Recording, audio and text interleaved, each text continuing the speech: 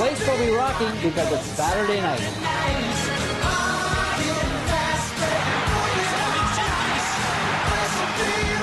Because it's hockey tonight.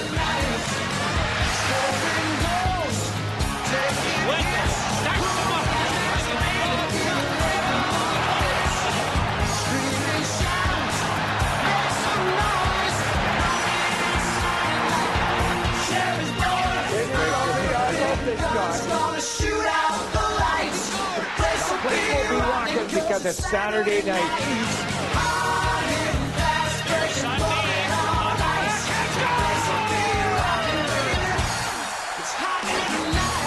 Welcome.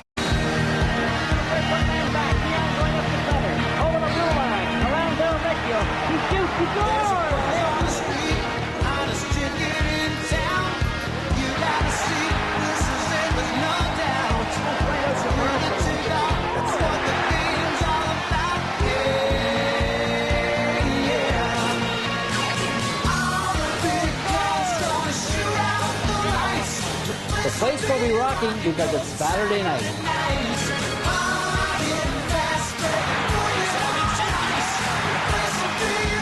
Because it's hockey tonight.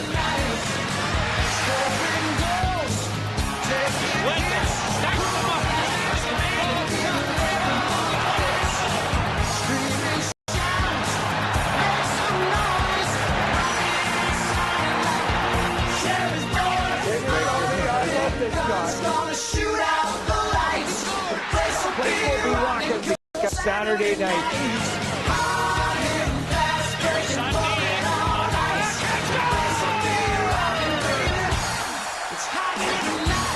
Welcome. Ladies and gentlemen and ladies, we are live. I got a special guest here today that will be part of the program off and on through the intermission and through lull points where I am not around. So without further ado, game one, round two, Canucks, Oilers. Who you got? Do you got the lowly Canucks or do you got the has-been, should-win Oilers? I don't know. I think the Oilers should win, but hey, we know games aren't played on paper. Otherwise, what's the point of playing hockey?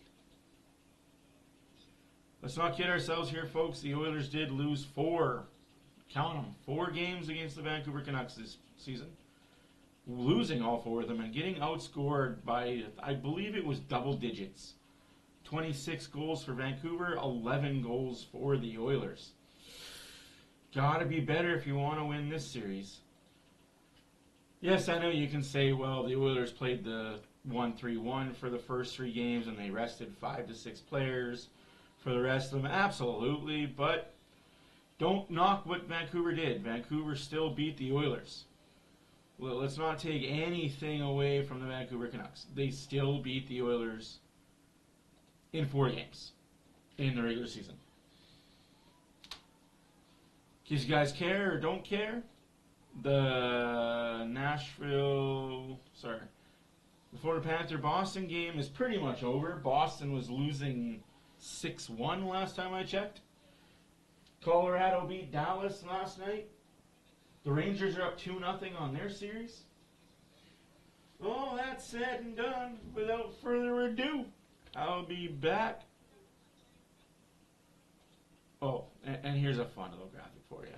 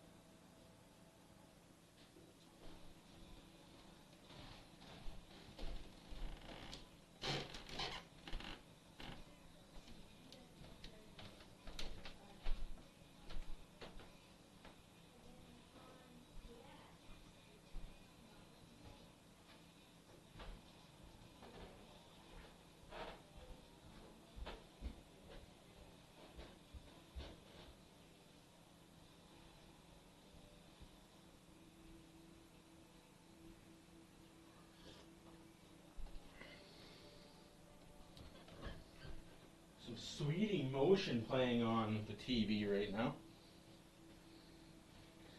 Like we care about Sweet Emotion. I can't show the song, turn the sound up, because I'll get copyrighted for that song.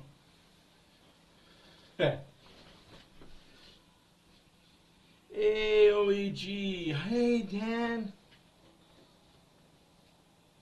Yeah, Dan, I'm definitely was watching that game. Damn, dude.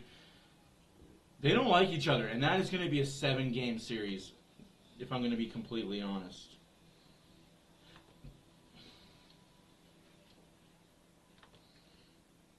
Let's see if NHL gets me in trouble for doing that.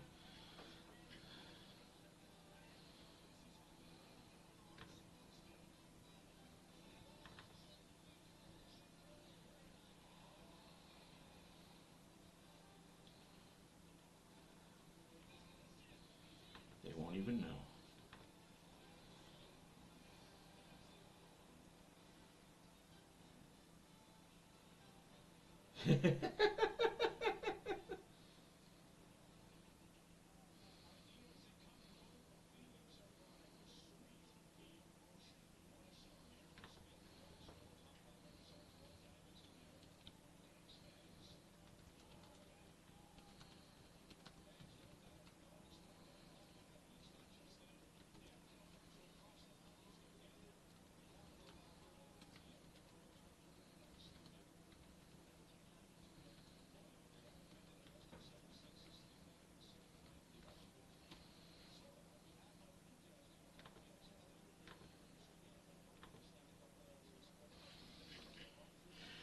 Alright.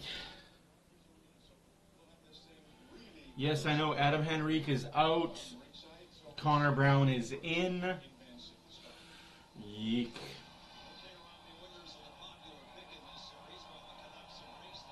I don't believe the Oilers should be the popular pick. I full-heartedly think that it should be definitely more of a 50-50. Honestly, this could be a toss-up series. They really love this Archer Sheelovs, though. I'm not going to lie to you guys. They've been talking him up all day like he's going to do something.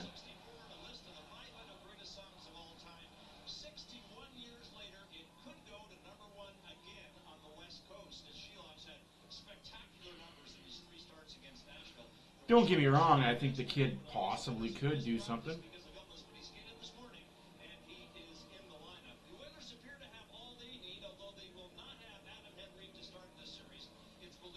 Do the Oilers really need Adam Henrique? We're about to find out, I guess, eh?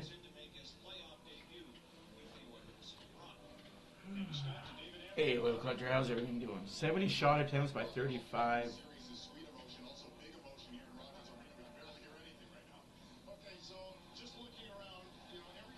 You can barely hear anything. You're full of crap. Don't pretend that the sound is that loud.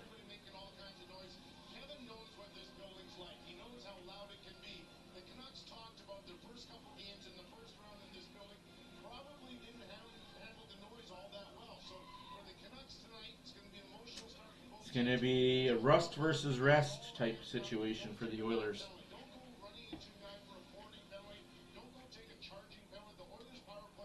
Don't go hitting on me.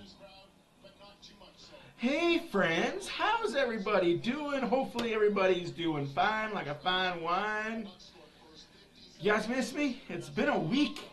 It's been a week since the Oilers put out the LA Kings. That's a long fucking time, I tell you what. We got rest versus rust for sure. Yes, no more Connor McDavid picture up. Instead, if there is a goal, you will see this. Red light district. If there is an intermission, you're going to see the green light. I know it's a bit bright. We'll turn down the green.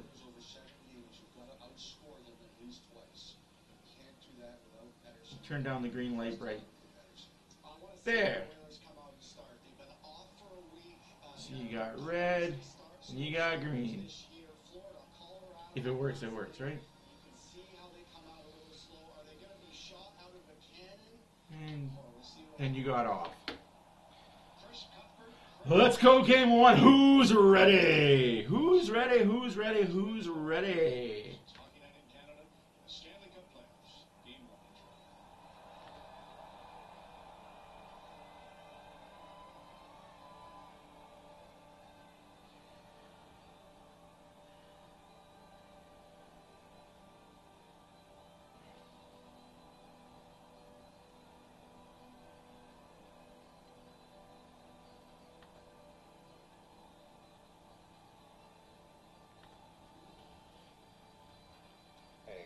Hey everybody, this is Lubu82.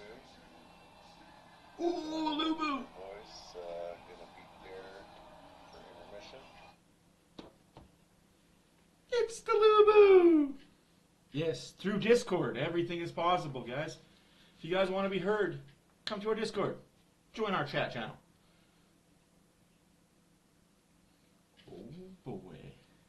Hey Jerry, where are we at today, my friend? Trying to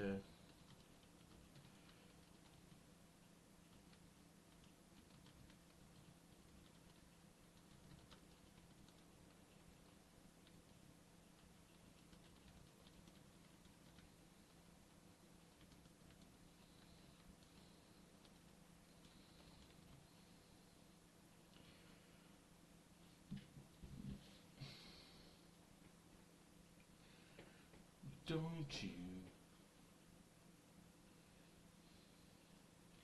Great Falls, Montana.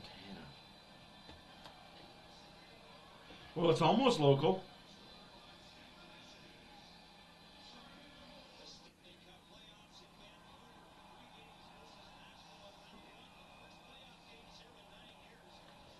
Let's see if I can get this game on anything else other than Sportsnet.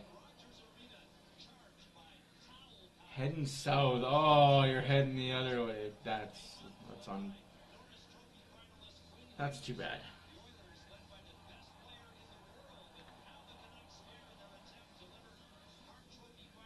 The best player in the world, Connor McDavid.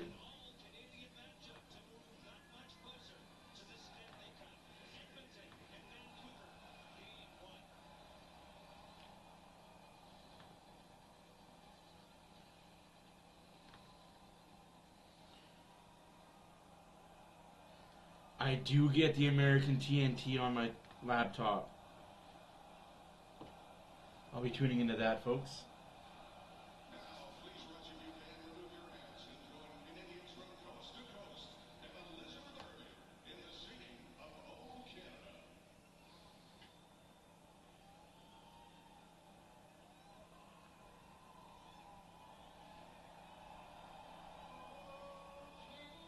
Hey, Peck, how's it going?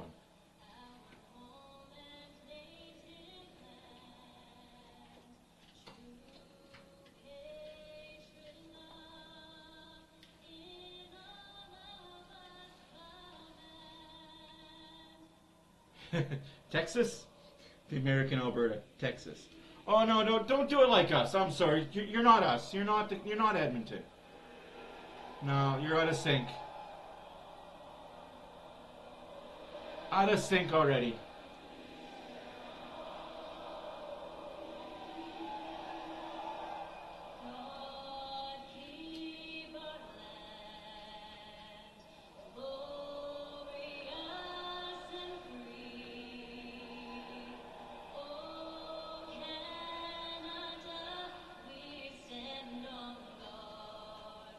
Hey Roger, how's it going?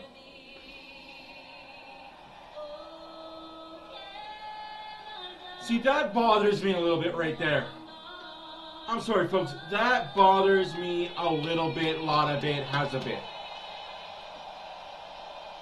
If you're going to let the crowd sing, let the crowd sing. Let them take over. Don't interrupt them. Go, I'll sing the first 3 bars. You sing the next 6 bars. I'll sing the last 6 bars. No. Motherfucker, if you're going to let a crowd take over, let the crowd take over. Anyways, let's go.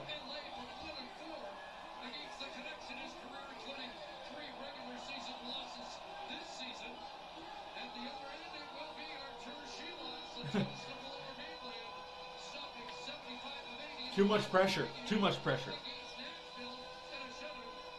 Fair enough, Diane. Fair enough. Gotta stop singing. Sorry, I'm a little hyped up. I apologize for what I say during the series, folks. Let's go, Oilers.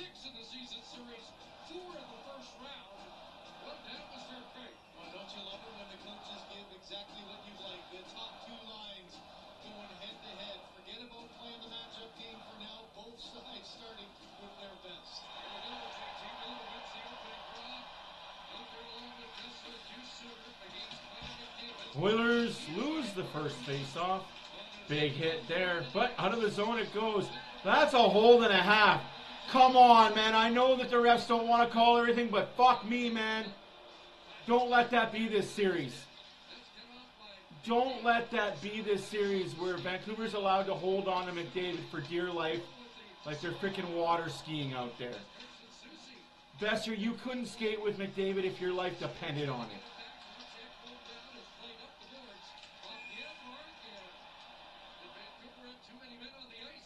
Too many men on the ice for the Vancouver Canucks. Oh, karma's a bitch, boys. They got away with that first hold in a snare. Didn't get away with that. My predictions. Yes.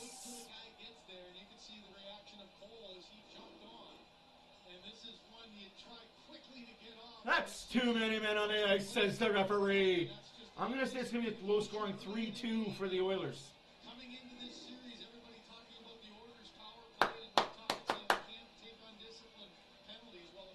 Can't take that stupid penalty. Oilers got to win the faceoff, which they don't, and out the zone it goes. Yeek. 2-1 Edmonton overtime. Oh, overtime. Oh, my Lord. Oh, come on, Draisaitl. Oh, almost gave the puck away. Minute into the first period. A minute and a half left to go in the power play, and just bad, sloppy passes. This is what happens when you don't play hockey for a week. I said off.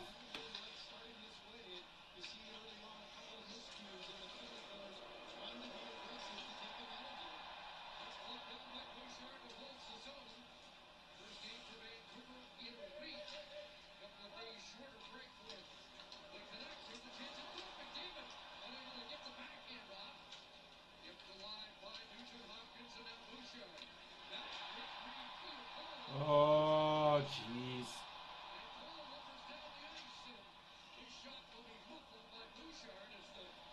Come on, guys. Draisaitl shot saved by Schilos. McDavid on his backhand. McDavid down low to Hopkins. Hopkins looking for the guy in front, which was Draisaitl, who has it now. 36 seconds left to go in the power play. 17:52 left to go in the first period. Scores! Hopkins to Hyman. Hyman backdoor goal.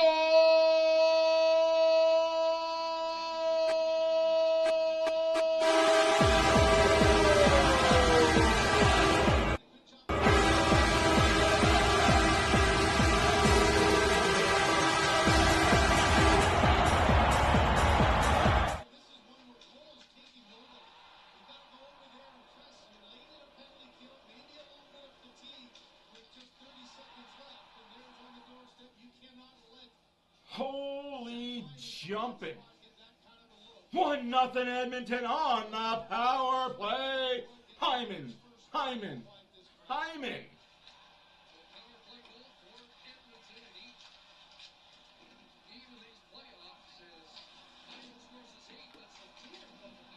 Can't take penalties against this Oilers team. I think they told you that.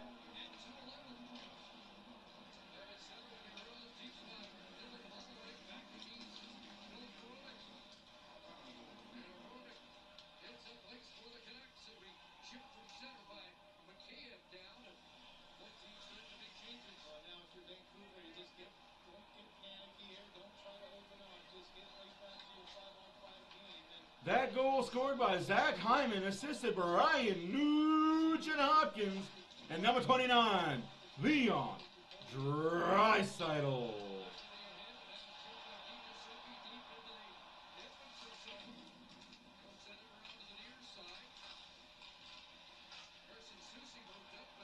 Now you got to keep that pressure, pedal to the metal for the Oilers if that's who you are. 1-0 Edmonton. 16:43 left to go in the second period. Oh, Connor Brown causing a lot of trouble. I like that. Welcome to the lineup, Connor Brown. Welcome to the playoffs, sir.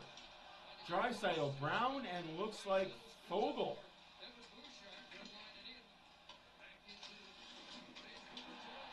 Big hit there by Zadorov. What are you doing, though? You made the hit. Oh, come on now. Blocked by Ekholm. Big shot, rebound, save made by Skinner.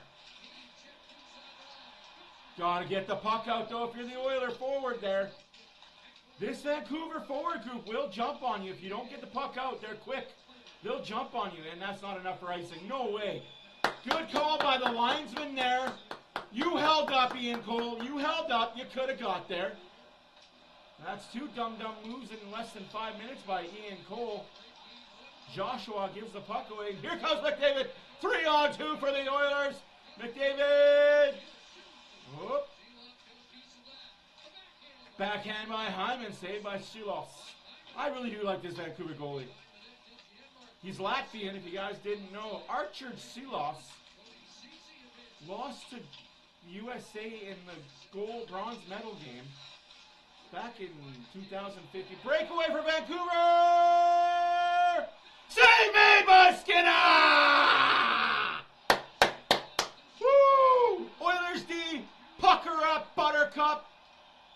God, Lord, you need to play better if you're the Oilers D. That is a need to play better if you're the Oilers D there.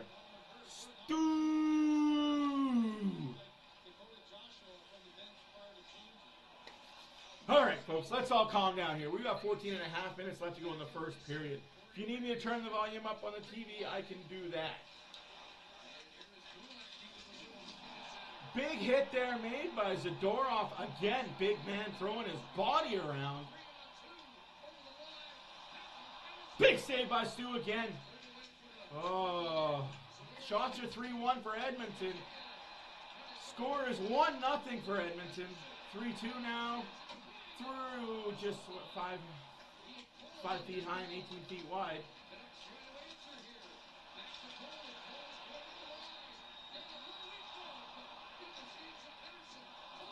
Lots of block shots the Oilers are doing now.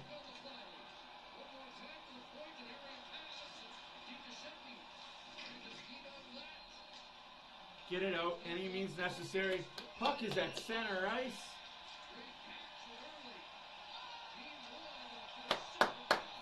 .42 left to go in the first period. Score 1-0 for Edmonton. Game 1, round 2, Oilers Canucks. Thank you all for being here. My name is Matt for Oilers Fan Reaction. Buckle up, it's gonna be a long series, folks. This series is not gonna be over in 4. I say this series is gonna go 5 or 6, possibly 7.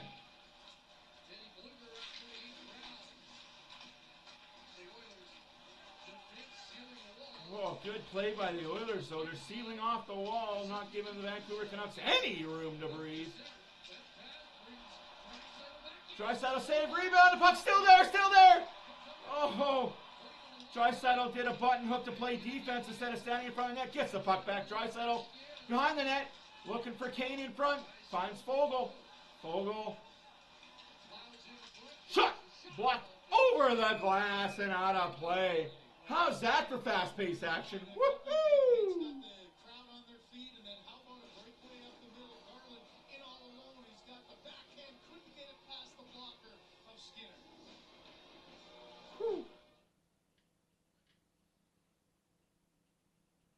What are your thoughts there, Lubo, on that penalty call?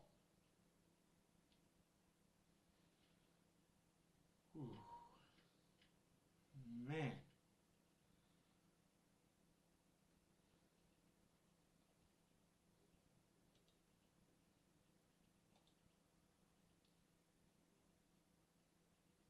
Holy shit. Yeah, my stream's delayed a bit today, so it's gonna be a little interesting. I'll try to respond as soon as I can. Oh, no, that's why I'm giving you time. I figure I'd give you 15, 20-second delay after I ask you the question. It's only fair. So that was when we're live, folks.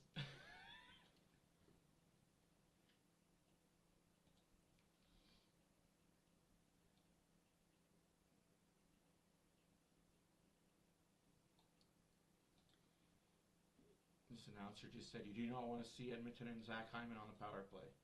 1 minute into the game, you found that out the hard way. Just savage, man.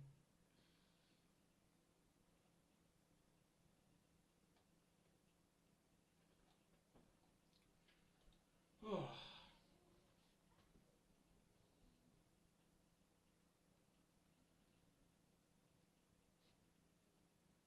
What a first little bit, though, eh? Exciting first 5 minutes. Hey, Charles, how's it going? Yes, Charles, we do have our own Discord.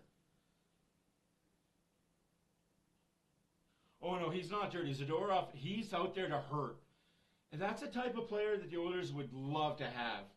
He scored the first goal in game 1 to get things going. Game 3, first game on the road, another first goal of the game, 6:42 in, and here, game number 1 of round number 2 on the power play, tied it again. So 3 of his 8 goals to lead the Edmonton Oilers. Yeah, you guys are all more than welcome to join our Discord. There's a link in chat, as well as there's a link in the description. That's for all hockey fans. It's for everybody, man. Everybody and anybody. It doesn't matter if you're a hockey fan or not. If you're just a fan that likes to be on Discord.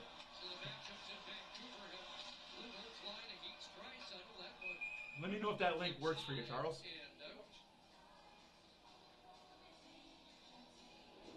Whew. Download the betting app and find out why. It's never ordinary at Bet365.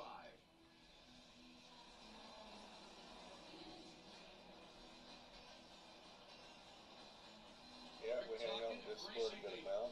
If there's not a game on, maybe we're watching something or playing a game, or just chilling.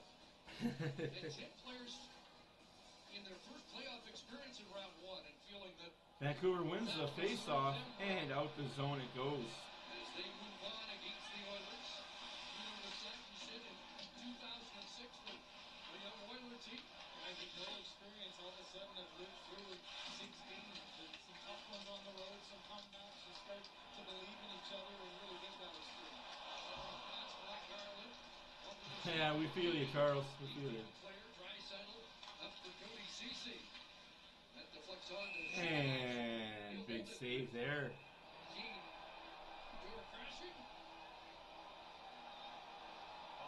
Pair of 91s, drop the glove.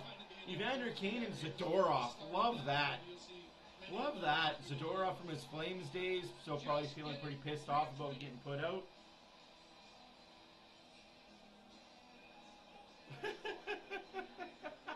They're all laughing. I love it.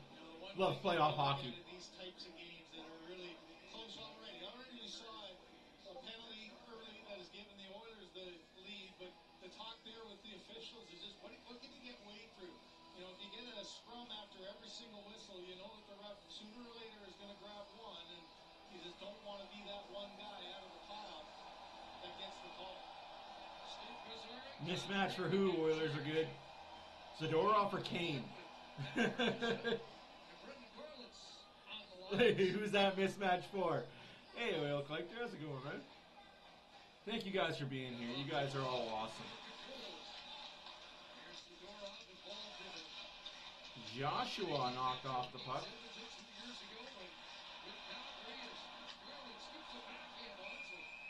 You've got a big contrast there on that line that Vancouver should take advantage of. You've got Garland, who's tiny, but will pretend to fight, but I honestly don't think he'd ever drop the gloves. And then you got Joshua, who's huge, who will fight, bang, crash, and boom. Garland the skill, Joshua the brute. That's a pretty good combination for your wingers on that line. Talking about the Vancouver experience, you know what it feels like know how to rectify it, and you're much more comfortable. This has been a very comfortable-looking Stuart Skinner throughout this playoff. Oh, I agree. It would be amazing for Kane to score in his hometown. Inside the line of Ekholm. Around it goes and it reaches McDavid. Far side. Up there by Myers. Janmark in behind for the Canucks with Hyman. Absolutely, Lubo. He's speedy, man. He's a speedy little guy. Speedy Gonzalez. Echo shot off the post! One post for the Oilers. The Oilers have as many posts as Vancouver has shots. Here's McDavid. Down low to Hyman. Hyman working on Mayers.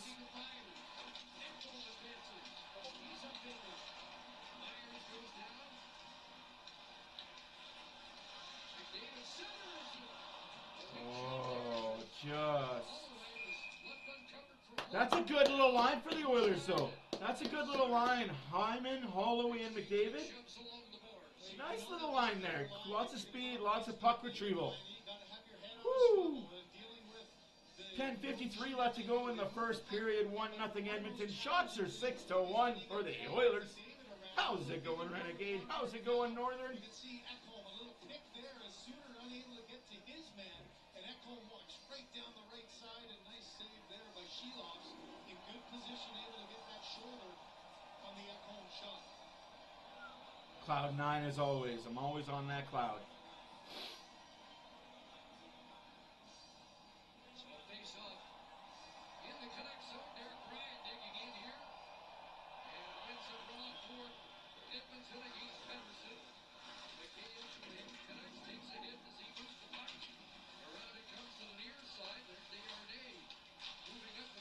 Puck held in by the Oilers for half a second, but it's out to neutral zone.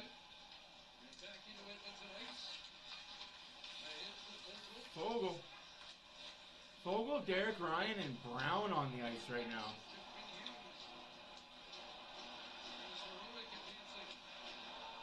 That is good to hear that you're doing good there, Lubo. Always good to hear.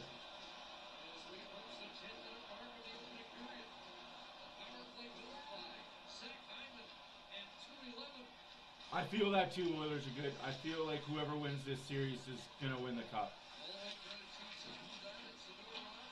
I'm pretty sure Colorado, Dallas, Boston, Florida, New York Rangers are going to have something to say about it. Unless Carolina starts putting up more of a fight, they might be done in 4 games as well.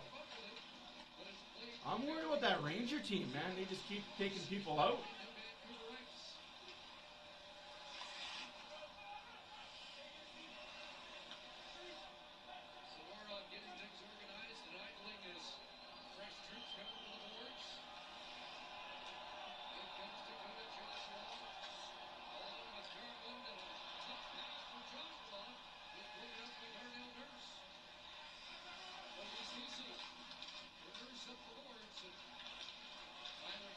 Nine minutes remaining in the first period. 9 minutes remaining in the first period.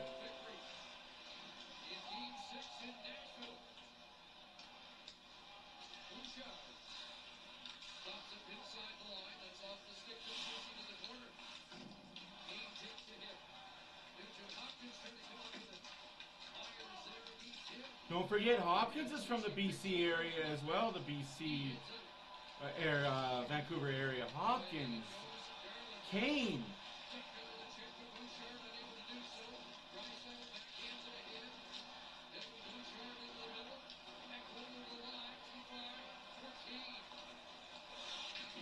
Hughes gets roughed up there by Kane. Good to see that.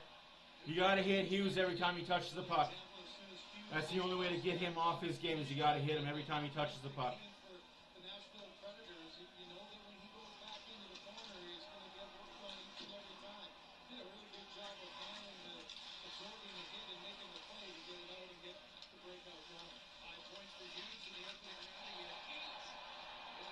Yeah, it'd be pretty cool if Gagne could get into a game. Save made by Skinner. 7:50 left to go in the first period. Yeah. Yeah, it looks like they're looking for something to happen. JT Miller's got it. Trying to get away from Connor McDavid. Zadorov sends it back in deep. Miller around and Ian Forlan for that. Behind the net, it's taken away from Besser. Good play there by Desharnais. I will take that icing.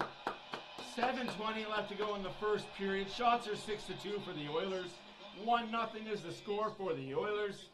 He just gets himself a little lost in coverage, comes right through. I think he had a chance to walk a little further down, right off the knob of the stick. As Skinner was down, the top corner was there. Every goaltender will tell you that's part of my formula. Meant to get it, but a really good chance there by Hronek. What second line back, Roger? By the knob of the stick of Skinner. Hronek still looking for his first point of these playoffs. But a chance to get Vancouver on even terms. Hoaglander tackle. Here's the big Saved by Skinner, held on. Smart. against Ilya Mikheyev. You know, playoffs are all about the Woo. players. And Quinn Hughes, what a year he's had. Norris Trophy candidate. There's two hard. That was a huge hit by Hyman on Hughes. Keep your head up, Hughes. You're going to get hit quite a bit this series, I have a feeling. It's who you spend it with.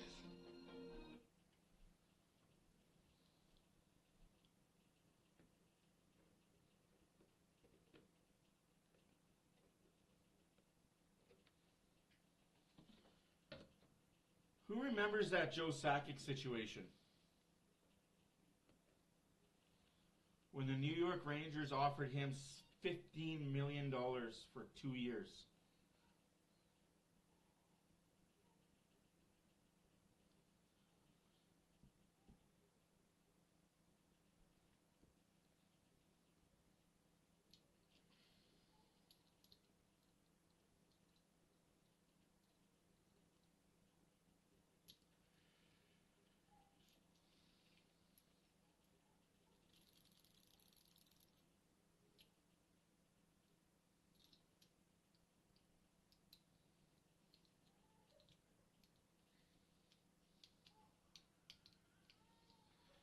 That's right, it's Mother's Day this Sunday, folks.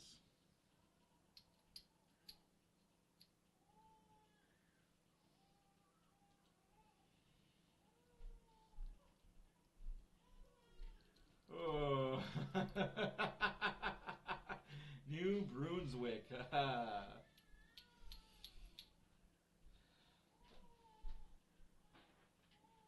Taking penalties against the Oilers, but they got one 2 minutes in tonight. The lethal power play makes you think about Wayne Gretzky's comment from 3 years ago. The great one said, when I see these guys get on that 5-4 situation, it's almost unfair.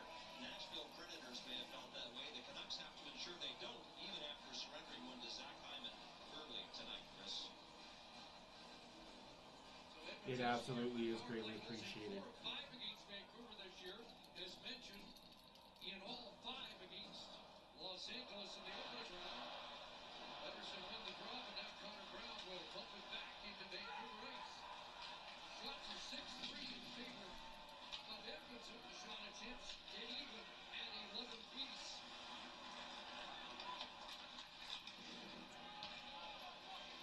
Darnell Nurse working ahead.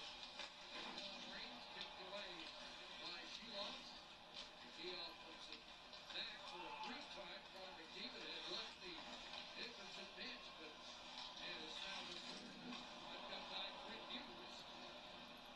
And Dean Giuseppe will kick it back. For the Alberta in the Vancouver lineup, Nurse and Susie. Hughes up for Dean Giuseppe. Former Michigan teammate of Zach Hyman's. That's loose for Perry and ahead for Ryan McLeod. On to the right side. Trying to get the ball away. Offside for the Oilers. Offside at the Vancouver line. I feel that, Roger. I feel like it's going to be a very low-scoring game. I think the Oilers want to set that tone early. That we can beat you by scoring little goals. 2 singles connect over a banged up Pooch in the hit rom-com series from down under. Colin from accounts. Watch free on CBC Gem. That would be nuts, man. That would be nuts. Cloud with a face-off win against Teddy Kluger, and Cody Cece sends it across for Darnell Nurse. Picked off and centered by Kluger and chipped down into Edmonton territory. Regina City's up with it. 5.5 minutes left to go in the first. Center, flip past Myers, who goes back to get it. Corey Perry awaiting, centered it, and coming off the stick to Kluger. Perry playing in his 202nd Stanley Cup game. Whoa, whoa, whoa, whoa, whoa, whoa. We just got word on the American channel. Connor McDavid went to the dressing room.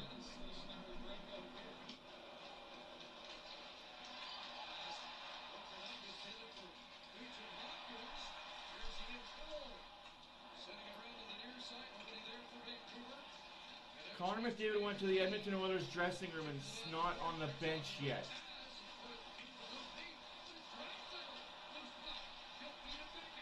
Scores!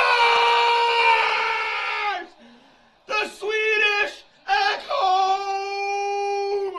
2-0 Oilers! That you can't make against this group. And that's one thing Rick Tocchet said, we're going to continue to make our plays defensively and get back out the other way. They were under control and had an opportunity to get control of the puck.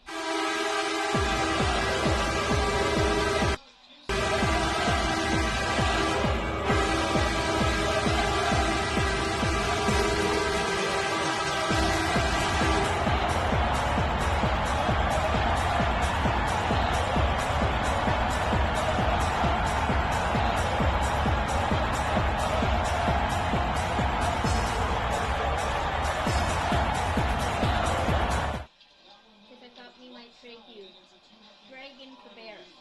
Trade. I get a dragon. It's an Oilers dragon. Leon Draisaitl has Is appeared who okay? McDavid. the Oilers and struck in the first period for 2. I am not sure if he's okay, and the fact that Sportsnet hasn't even announced that he's even not on the bench tells me that they are not paying attention to the hockey game. The TNT ESPN guys have noticed McDavid was not on the bench, and he went to the locker room.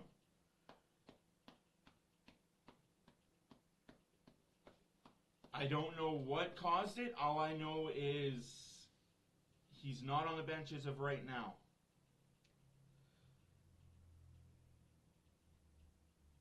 Well, he's back on the ice now. Just won the face-off. So he was in the locker room. Precautionary reasons. Good, good. Hopefully it was just equipment. I thought I just heard crying. Oh, you gotta be kidding me. I will go and see. My good lord, it would be the day that she does this. 2-0 Edmonton. Halfway. Well, 4:50 left to go in the first period.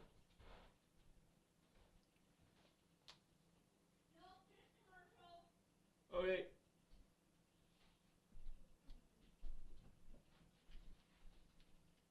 Ooh, yeah, I'm with you guys, because when I heard the TNT broadcast, Cassie Campbell said it, because she's between the benches apparently. She said he went down to the locker room.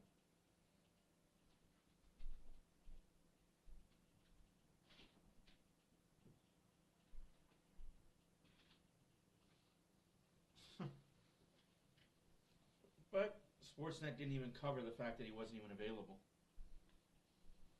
From a team that was just in disarray and a shocking start for the Edmonton Oilers, but a month later they went on a 16-game winning streak, and you think about how difficult that is, second longest in National Hockey League, but 14, the last 14 of those games they gave up 2 goals or less, 1 goal in 8 of those, and penalty killing, power play. Even said that, it was one of the times when Connor McDavid wasn't even having his Hey, who wants to get roasted? production. Both goaltenders. Who's doing the roasted and who's doing the roasting? This team is the fact you got to win 16 games to win the. Welcome, Sindhu. Hopefully you're having a fantastic day. You see Stuart Skinner got something in his eye. But that's the kind of play that you have to have. And if you look at the past You couldn't roast me if you tried, kid. It's that inability to defend in those kind of tight games. And there's a 16-game stretch that was just exceptional and he said that it's really given his team the confidence. You can't say nothing I've already haven't said to myself. Stick in defensively and stay in a hot. Shots are 8-3 for the Edmonton Oilers. The score is 2-0 for the Oilers. 4:40 left to go in the first period. Has it again. Here's Bouchard returning it. And Carolina applying pressure. Linda up against Hyman. Sure, why not? Do your worst.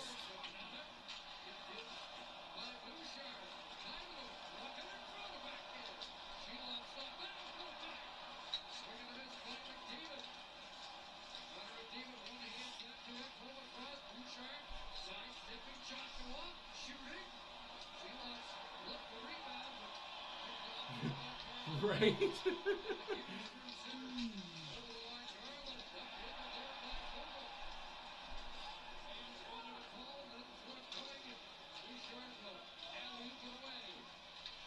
Why would I say that? I don't know you to say that. I can't say I was adopted. My parents tried to have me many, many years. Let the roasting begin. I can't lie. I am many things, but adopted is not one of them.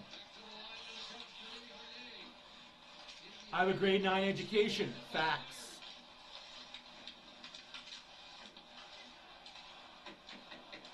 I have a house I can't afford. Facts. Of course they loved me. Yeah, Vancouver's very slow right now. And that's going to be scary. If they're slow and the Oilers had all that rest, and out the zone it goes. Of course my parents loved me anyways. I hope everybody's parents loved you. That's what a parent's job is to do. Always love your kids if you're a parent.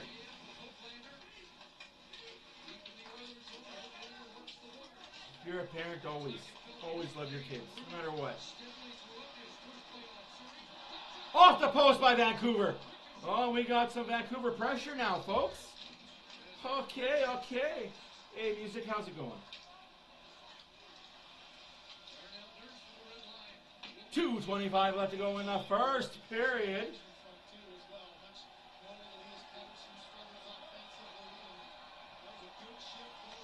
So 1 post for the Oilers, 1 post for the Canucks. 10 shots for the Oilers, 4 shots for the Canucks. 2 goals for the Oilers, 0 for the Canucks. Absolutely. You are such a nice guy there, Sidhu. Such a nice guy, Sidhu.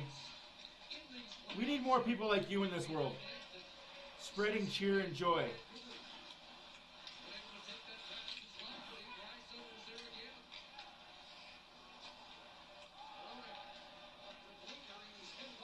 Guys, we need more people like Sidhu in this world, man.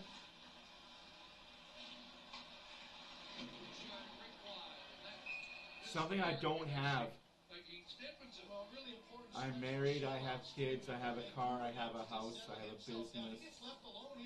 I have a mom, I have a dad, I have a brother, a sister, a dog, cousins and aunts. What I don't have is $1 million. Now, if you could just somehow miraculously give me $1 million, I'd be okay with that. That's the only thing I really don't have right now is $1 million.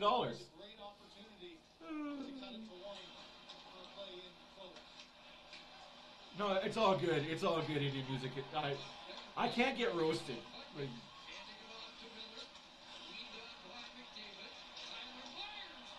Shot saved by Skinner. 1 minute remaining in the first period. 1 minute remaining in the first period.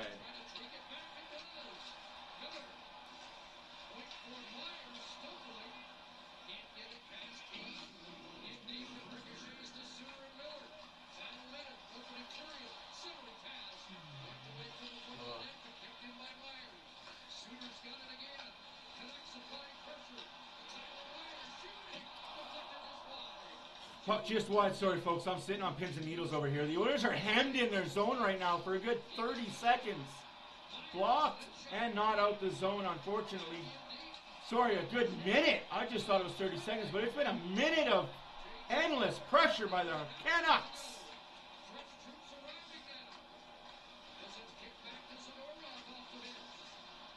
Come on, just... Trapped in the zone. For Edmonton, Zadorov gonna keep it in once again. Still alive for Vancouver. And Besser couldn't get 8 seconds. It's okay, it's okay. It's okay. Period over! First period over! Woo! Oilers win the period. That's all that matters. Win periods, folks. We just gotta win periods. Into the first period for Vancouver. You know, it's a minute 30 plus in the offensive zone. All kinds of change. Here's at the end a slash by Desharnais in front of the official. Nothing. Got away with that one, but hey. Lubo and I were discussing this. Of course I read the chat. All the time.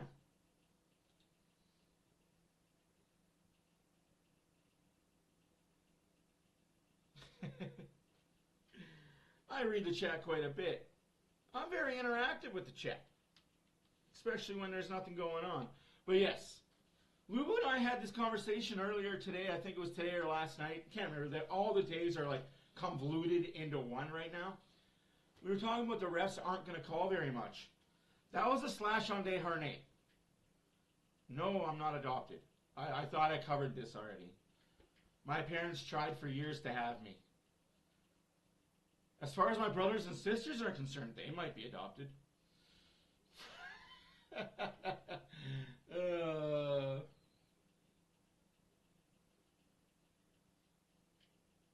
Well, we talked about how the refs, well, the NHL called the Oilers and Canucks and said no embellishment. I don't even know what that means. These two teams don't embellish ever when they play against each other, but I digress. So by that, me and Lubo both said, hey, maybe that just means they're going to not call anything against the Oilers or Canucks. Kind of like prison rules. Where am I from? I'm from Canada. Specifically Saskatchewan. Or if you say it right, Saskatchewan.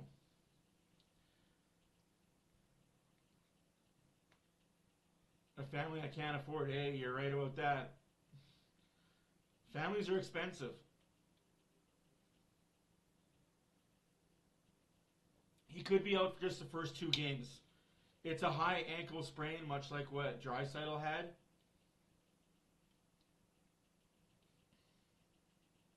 And at least Vegas is out. Two shade of that. Vegas, Toronto. Sucks Winnipeg couldn't get past Colorado, but it is what it is.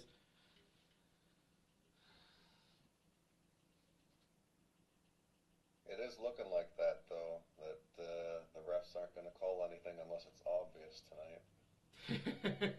Right. Only power play was the too many men.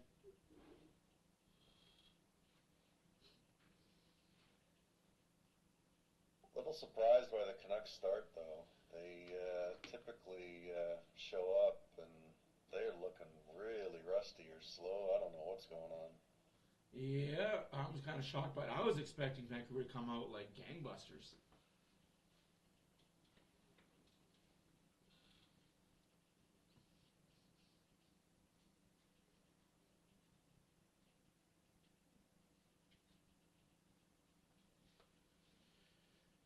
Whew. 2-0 after 1, though. That I didn't really see happening.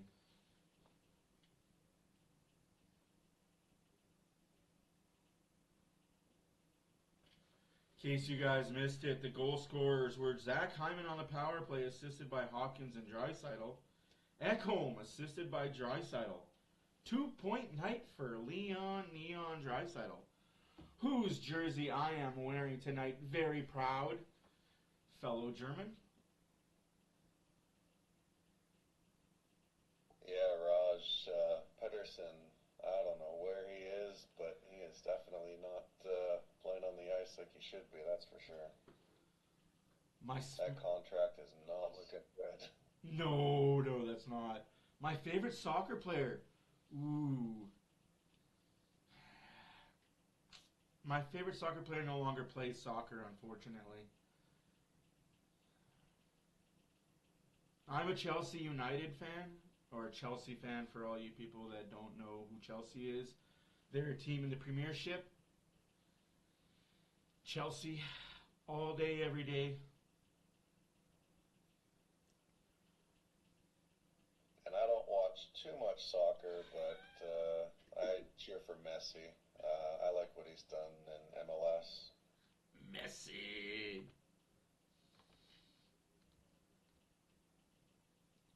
Chelsea FC.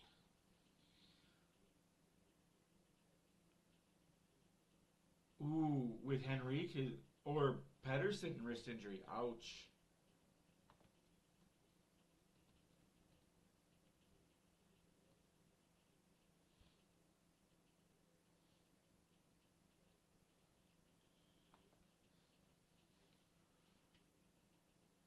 Ronaldo for you. Petey needs to get some more weight on his frame, though. He gets pushed around far too easily.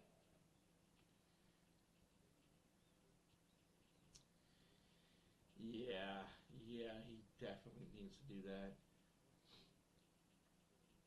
I'm going to date myself a little bit when I say who my favorite player of all time is. John Terry. I know a lot of people don't like it. He was a center back for Chelsea. No, it's all good. It's all good. I can't spell half the time. That's why I talk. Oh man, I could say the Chelsea chant. I love the Chelsea chant. When I was up there, I don't care. Spam away. When I was in England, I definitely went to a Chelsea versus Man U game. Holy crap. You want to talk about fanatics and you want to talk about crazy hooligans. Damn, I was afraid for my life. Like, I was scared for my life when I went to that game. Yeah, he was a rough player. Like, I miss those type of players that hit you. I miss that type of soccer. For me right now, soccer has become very much a ballet sport where it's all about awesome footwork and your dribbles. How quick can you dribble with your head down? Not necessarily, hard defense. A guy tackled you and now you're rolling on the ground for a day. I miss the old days of soccer where you could get tackled and not get a yellow flag. But that's all sports, I guess. All sports have gone soft to fit the new age kid. What a shot by Ekholm, though. I don't follow the MLS, I'll be completely honest. I find it very boring watching the MLS. Very much a watered down European league. But that could just be me because I don't have a fan base or a team I cheer for.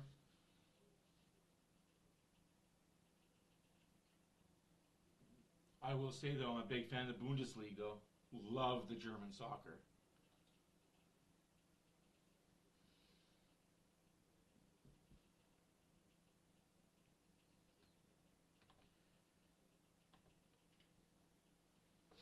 Everybody's probably like, we like Wrexham. We like Wrexham. It's like, fuck. Oh. A bunch of Goombas, man.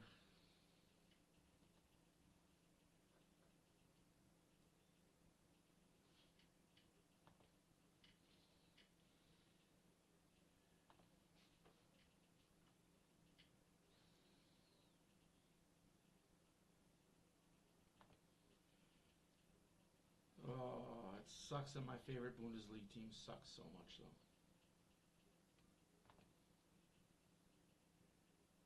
Here's a few more stats for you guys. He's the stats guy. I like it. Yeah, Vancouver normally doesn't trail after the first period at home, so this is already uncharted territory for them. It's already uncharted territory, yeah. Oh. Yeah, just 8 games all season in playoffs.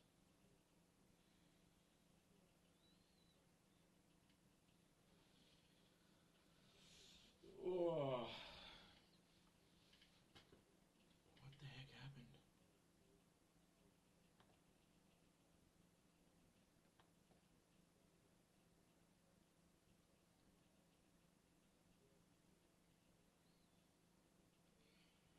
Are they really not doing the Oilers game on this? That sucks.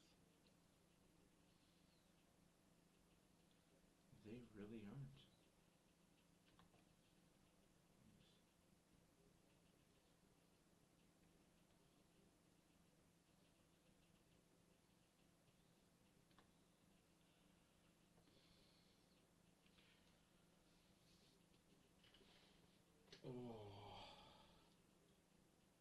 And then the Canucks goalie, Artur Sheila. He's looking a little nervous this time around. It's to be expected. He's not facing Nashville shooters. Renegade, the answer is no, I do not watch the NBA playoffs.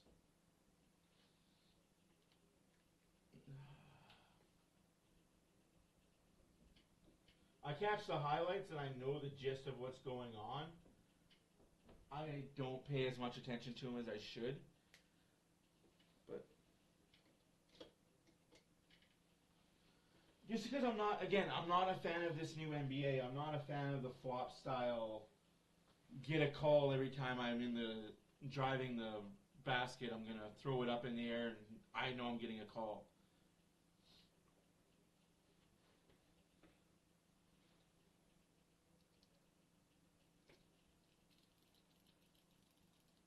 I guess you could say I'm not a fan of the NBA because of load management.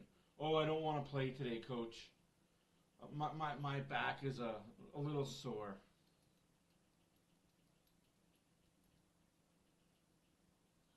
Do we have a lot of NBA fans in chat right now? Renegade asked. So I figured, hey Nathan, how's it going?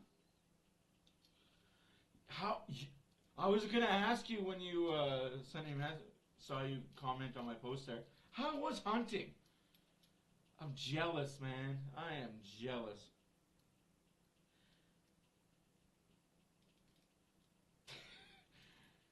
Obviously, hunting was good if you're cutting up a deer right now, so hey. Oh, that's awesome, kid. That's awesome.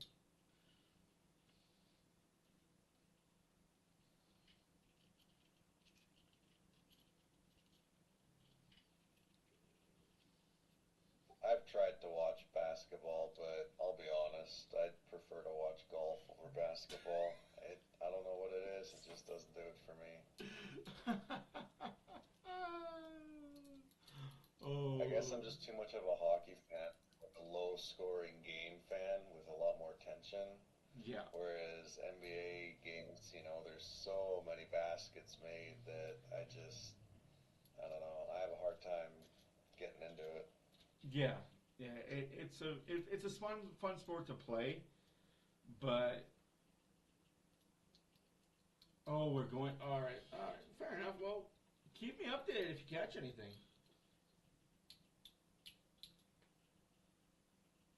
I play a lot of sports myself, so I don't really pigeonhole myself into one sports category.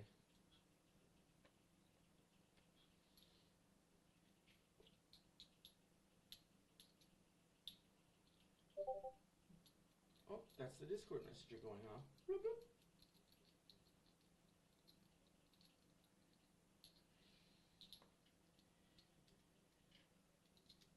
We'll have to talk to Diane about when she wants to watch Oppenheimer, though, seriously. Because as soon as you said that you had it, I was like, oh, I really want to watch it.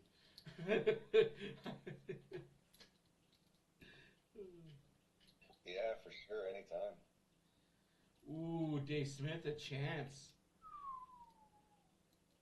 Ooh. I mean, what's the worst that can happen, right? You gave Dave Smith a chance. What is the worst that can happen? Panthers had 70 hits tonight. Sorry, 76 hits tonight. My bad. I sold them short of 6 hits. I think you keep Seelovs in that. If the game starts getting out of hand, though, then yeah, throw the Smith in there. For sure.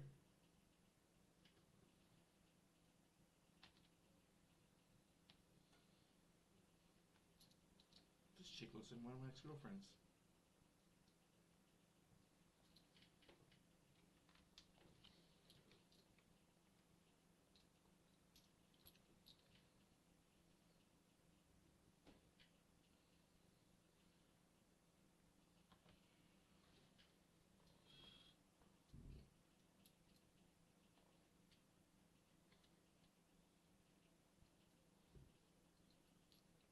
first period is over. Second period's about to begin.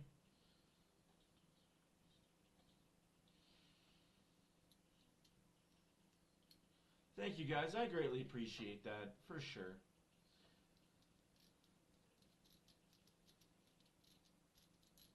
Yeah, thank you all for being here. And yeah, if you want to try to be a bigger part of the community, yeah, we've got Discord. We've also got Facebook as well.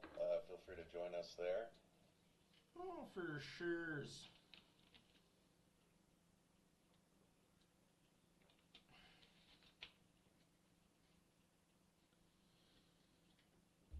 Yeah, I agree there. Should be in the description. Yeah. I agree there, Renegade. If this series gets any more chippier, it could get ugly.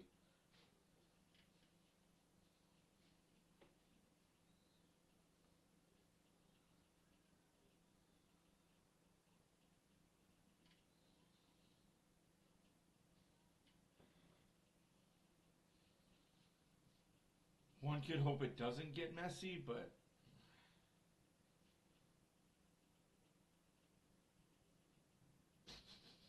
I love the American commercials so much.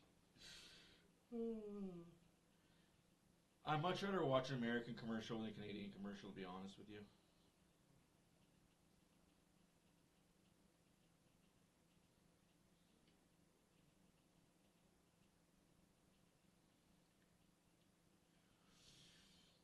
Yeah, we got a girl that moves now. It's kind of scary. We timed her today. She took 1 minute and 10 seconds to flip over.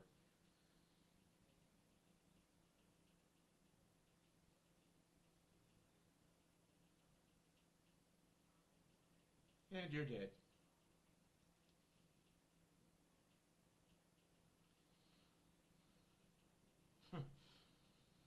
Yeah.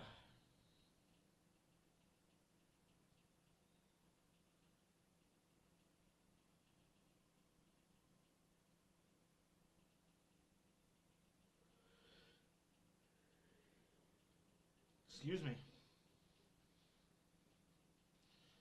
Yeah.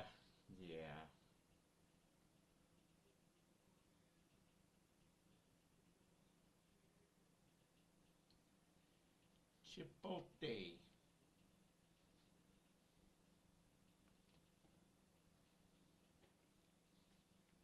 Missed practice yesterday because he was under the weather. Rick Tocchet adamant this morning that Pettersson is not injured. He said, "We don't lie around here." Pettersson has been. We don't lie around here, says Rick Tocchet. Sure you don't. We will leave it to one of the Canucks' great playoff performers to summarize the need for Pettersson to perform. Trevor Linden said this week, Pettersson has to get in the fight. They don't win this series if he's not one of their best players. Chris and Craig now with the call of the second period. No shots, no shot attempts for Pettersson in the first period, of a suggestion that we may have to see a lot of wide for him to get going. Yeah, it might be the catalyst to get him going. Everybody talks about spreading out the center iceman, but if he's not feeling comfortable and not being productive, you're going to have to find a way to get some Let's of that. go The biggest thing I Oilers. would say from watching the National Series and even looking at now, it's been body language. You know, when he's playing at his best, he's all over the puck. It's hard to take it off of. He's got a great hard shot that, you know, he can beat guys one-on-one. We just haven't seen that fire and intensity, and that's something that we like to see quickly. Oilers win the face-off. Susie punches McDavid in the mouth. I mean, they're not going to call it. Let's just play on. I like it.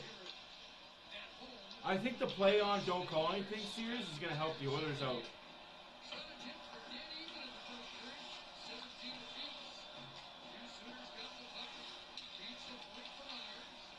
Lets the Oilers know, okay, well, prison rules, let's go.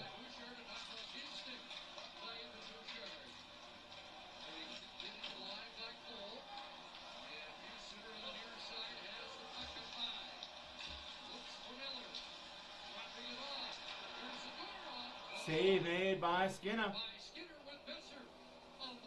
you know that for Rick Tocchet, that line just had a good shift to end the first period, so he comes right back with them, and it's much of the same, a little cycle play. But watch the front of the net here. There's some one where Bouchard almost gets out of the way and allows Besser to be the only one there so that he doesn't get into the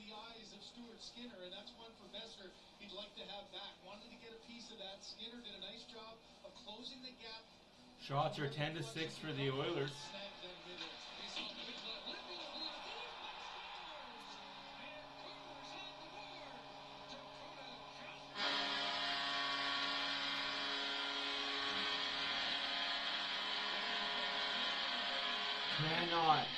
Cannot lose that faceoff.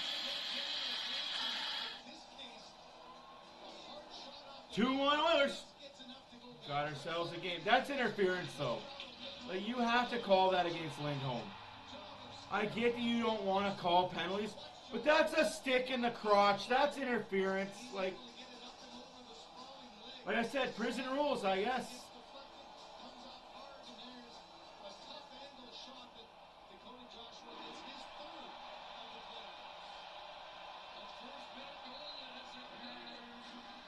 Just don't give up the next one.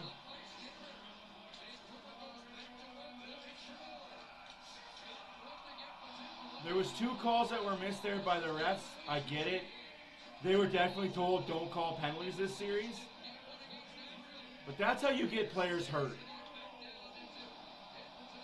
No offense to the NHL and whoever's in charge of their stupid officiating, but that's how you get players hurt, is by not calling penalties.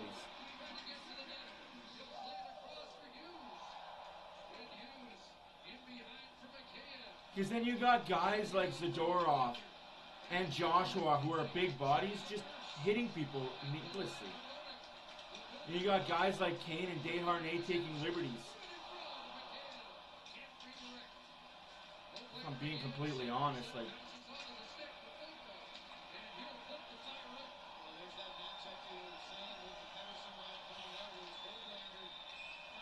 offside.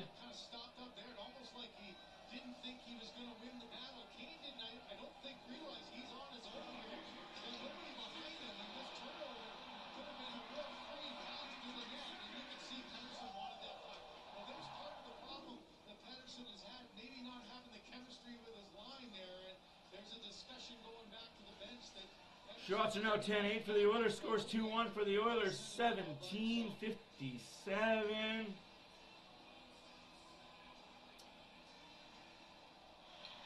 I just don't want to see players getting hurt going to the third round on either side. You know what I mean? And maybe that's part of what's been told. One of these Canadian teams are going to make it. Make sure they're not 100% healthy.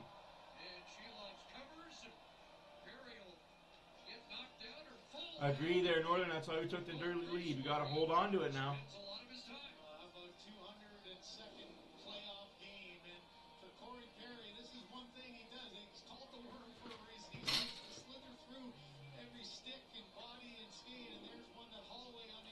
You know what? I agree. If we can just steal one game in Vancouver, we're good to go. We got this.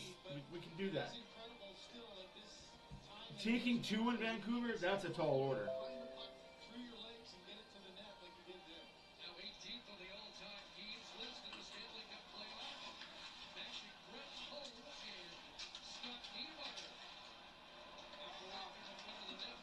Getting a lot of love from my hosts and stuff. I like that.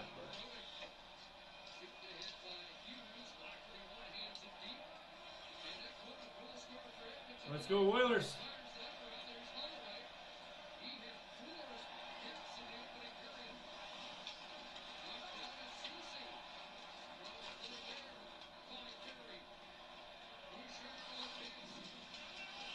Yeah, that's why there's no watch party right now in Rogers Place. It's because AEW Dynamite is live from Edmonton, Alberta, Canada.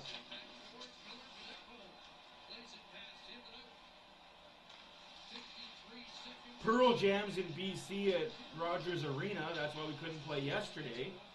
Heaven forbid we move a Pearl Jam concert for a hockey game. And that's a penalty on Skinner. Oh, you can't do that, Skinner. Can't do that at all!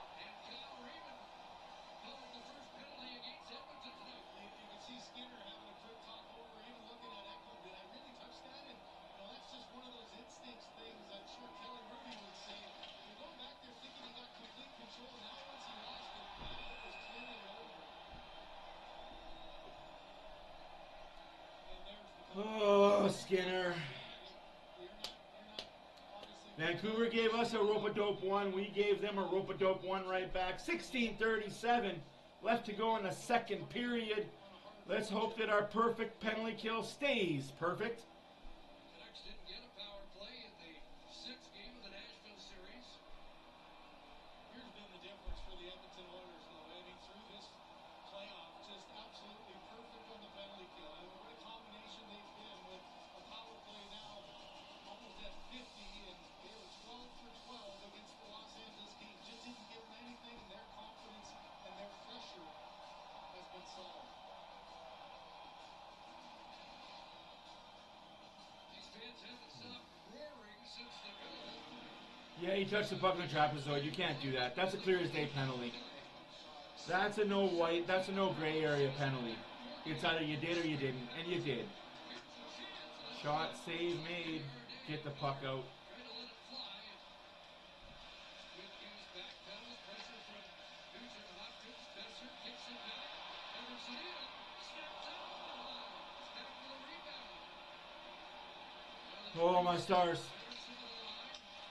Hughes watched it fly. Over here for Miller to walk it in. Off the skate. Puck's out the zone. Yeah, very dumb penalty to take, I agree. But hey, sometimes we just got to do smart things. 1 minute left to go in the power play. 15:45 left to go in the second period. Oilers still up 2-1. Out shooting the Canucks 10-9. Oilers are 1 for 1 on the power play. Here comes a shorthanded break. Fogle. Shot save made by Sulos, but not held on.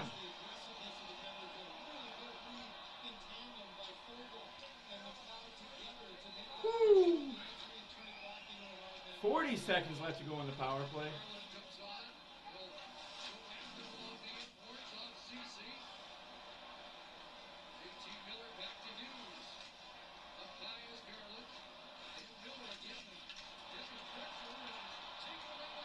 Janmark.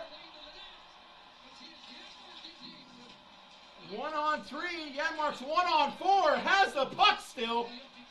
Man, this penalty kills us something else. 10 seconds left to go in the Vancouver power play. 14:40 left to go in the second period. 2-1 Oilers. Power play over.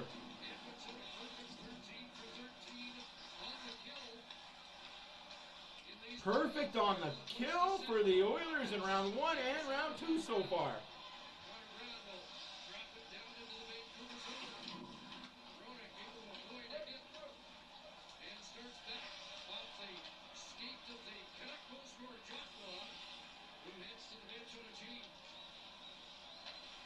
All right, let's calm down, Oilers. Let's get back into playing our game. Here comes Draisaitl.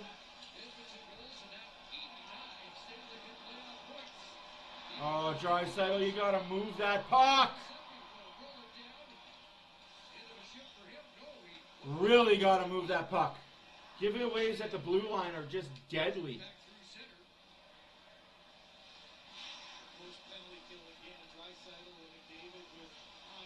Woo!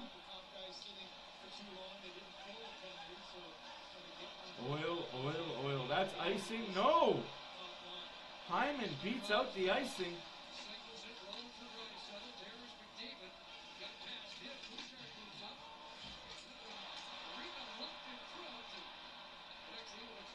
That's not enough for icing. No way you're going to call that icing. No way that's not icing. Holy smokes. That was not icing, folks. We'll take it. Face off to the right of Sulos. Icing against Vancouver.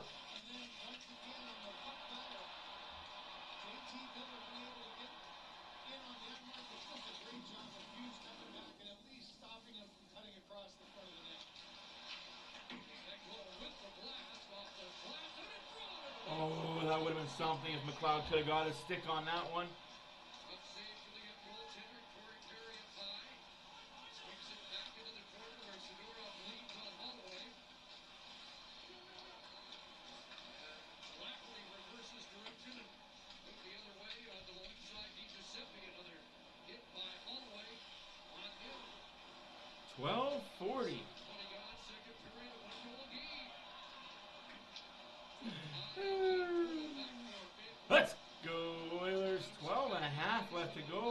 second period. Oh, I don't know if he held that line or not. Swings it deep. They are named for Edmonton from a Worley. Checking to Voglander, who gets tossed in. That's another chance that Hoglander had to Pedersen with all kinds of speed through the middle. He wanted that puck before the goal line, had to straddle the line to stay outside. There's Veronica moving it. Trying to swat past the McKay out for a sharp angle. They're looking for that sharp angle shot, the Canucks are. I've noticed that about 5 different times. Gets on it with Joshua. Nola sends it deep. McKay will reach it. Susie advances. And McKay. Big save by Skinner. Get the puck out, Oilers. Let's go. That's offside if the Oilers end up scoring.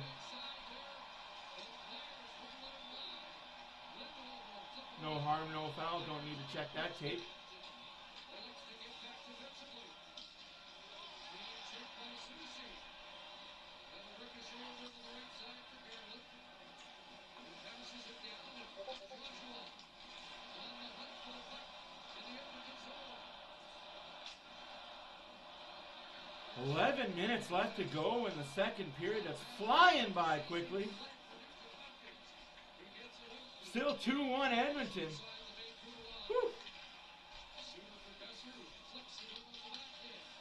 9 minutes into the second period. Veronica around. On McDavid after that. And McDavid will chip it down. Holy shit, like Besser is clearly holding on to McDavid every time. Besser on that far side. Like, dude, you're not gonna stop him. So just stop holding. Fucking water skier. And we're gonna see a commercial break here, I have a strong feeling. Wow. Back and forth action. 2-1 Edmonton.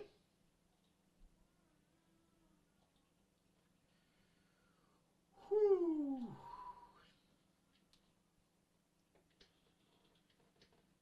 Lots and back and forth, forth and back, up and down, down and up, left and right.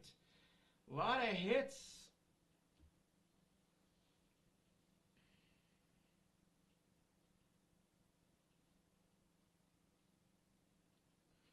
In case you guys were late joining us, Hyman gets the power play goal from Hawkins and Draisaitl. Ekholm gets the next goal for the Oilers at 15:01. Assisted by Draisaitl. Joshua scores for Vancouver. Oilers are 1 for 1 on the power play. Vancouver's 0 for 1 on the power play. Hits are 19-14 for the Oilers. Block shots are 5-5 each.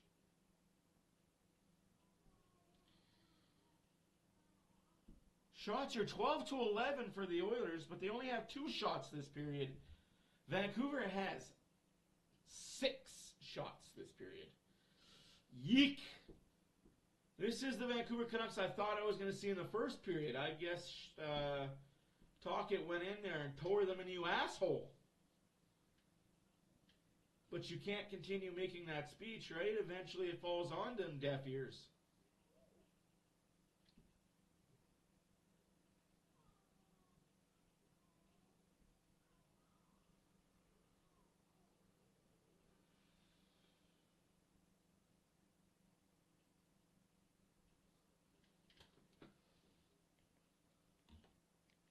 Early returns suggest the Oilers will have to score, or the Canucks, pardon me, have to score more than the 13 they did in 6 games against Nashville. Their first one tonight has changed the complexion of the game, and now thanks to Dakota Joshua, they are in, according to Tocchet, the comfort zone. Chris?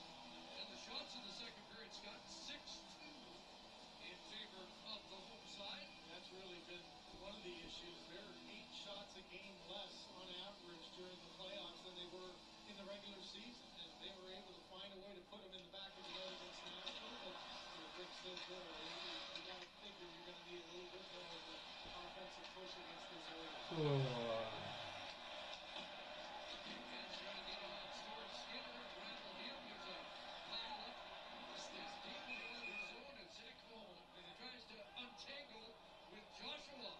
Joshua, shut up. No, this isn't the series to bitch about. Don't be bitching. Come on, man. Joshua is okay.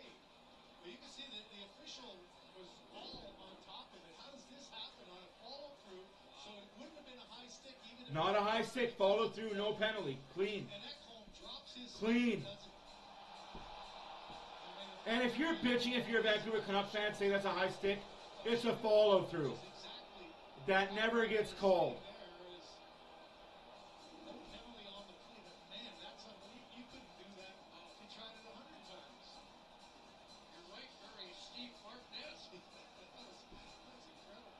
That's a follow through. That's like if you cut somebody wide open but you shot the puck. It's perfectly legal. I don't like the rules, but the rules are there.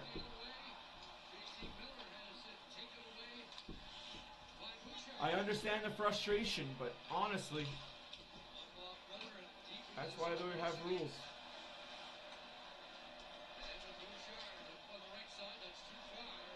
And that's icing against the Oilers. Get ready for a shocking twist that will shake up the competition. Canada's Ultimate Challenge, new episode Sunday. Watch free on CBC Gym. Are those some of our colleagues? Oh, yeah, you love that. Oh, those are sweet jackets. Those guys went all out for that one. That's a great atmosphere in here. It'll be a great one. Games 3 and 4 in Edmonton as well. Yeah, I don't like the rule either, and that's one thing I wish they would change. A high stick's a high stick, a high stick. They tell us to control our sticks at all times. Control your stick at all times.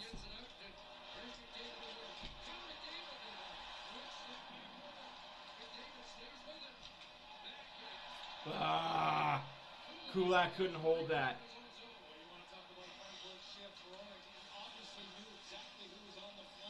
Like, that just gives the guy an excuse to take a freaking ripper and have no care for where his follow-through is.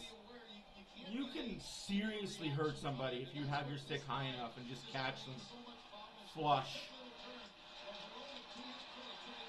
Good defensive play there by Hornick.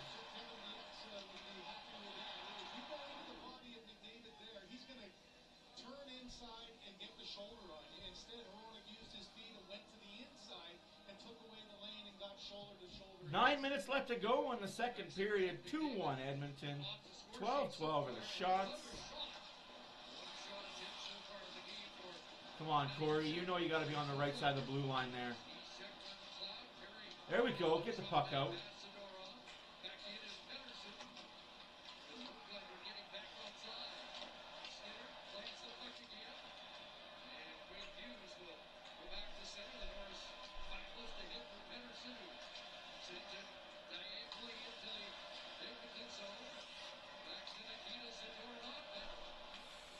Oh, let's go. Sorry, guys, I'm not very active or talkative. This is intense playoff hockey.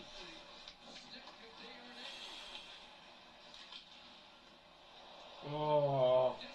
Skinner's paying attention. 8 minutes left to play in a very tight one-goal game for the Oilers. Vancouver now is out shooting the Oilers in this period, 13-12. Puck possession, 16-15 for Vancouver, 14-59 for the Oilers. Don't like those numbers. I thought that dribbled in. I thought that dribbled fucking in.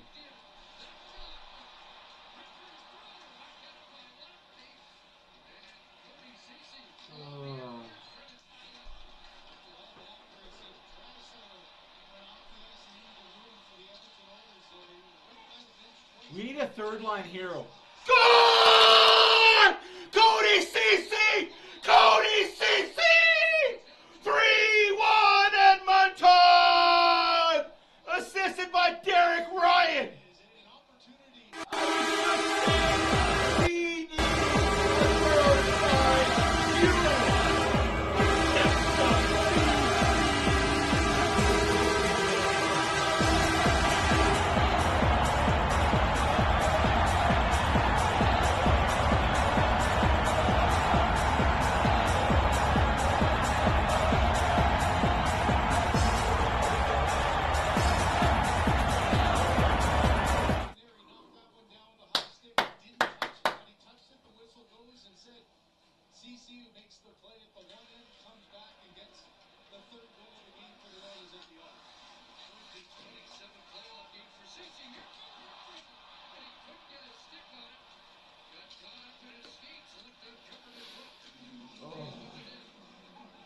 Wow.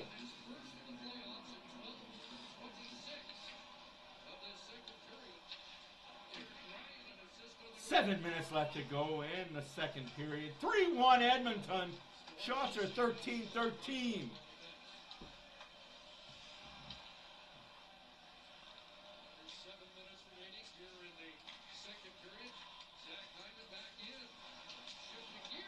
Scores! Hyman gets it again! The Hyman Show is back in Edmonton. 4-1 Oilers! Oh my God. It just changes the game so quickly on a quick transition play. Hyman's by himself.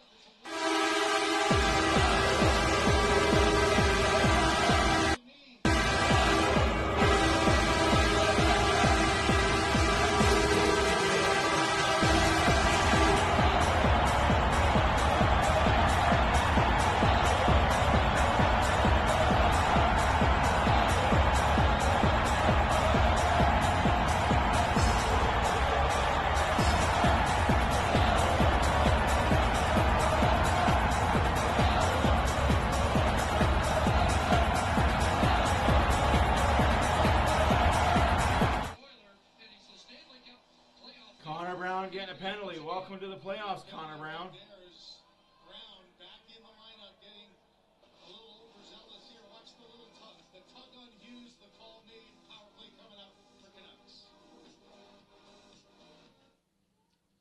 You're wearing two jerseys. Yeah. One for the team I'm invested in. One for insurance.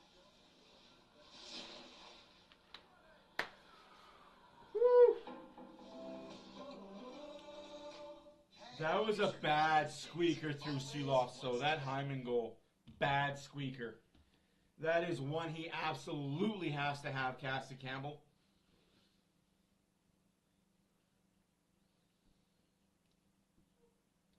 These guys get excited. The ESPN crew, they get excited over every goal. This Sportsnet crew is zombified me, man. They get up for their goals for the ESPN crew. Now Dreisaitl's not in the bench area. Oh my gosh. Get off the seat, you stupid idiot. Nobody wants to see your nutsack, guy.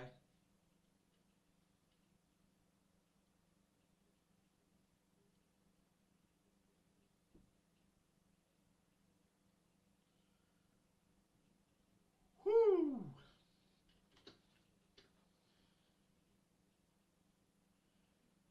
I don't understand why people don't see how great Hyman is. 50/50 tickets for a chance to win an estimated jackpot of $850,000. Proceeds support children's health, wellness, education, minor hockey, BC. Sales close at the end. My heart's going about 1,000,000 miles a minute. And in BC, at the time of purchase, the qualifier usually is, if I win, I won't be here for game 2, but this series is so good, I'm going to stick around, Chris. Well, the Canucks go to the power play, trying to cut into a 4-1 lead. It was 2-1, but Ceci and Hyman 45 seconds apart. Have extended Edmonton's advantage. This is the second power play of the night for Vancouver. 6.5 minutes left to go in the second period. Edmonton up 4-1. Vancouver on their second power play. Ooh, that didn't look like it was dropped very fairly there, linesman. But I guess you took enough time. And Hawkins just going to skate and dump. Hit him. Pedersen loses the puck there.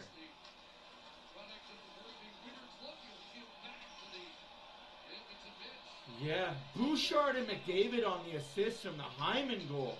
I'll get you all caught up on the goals. Next commercial break.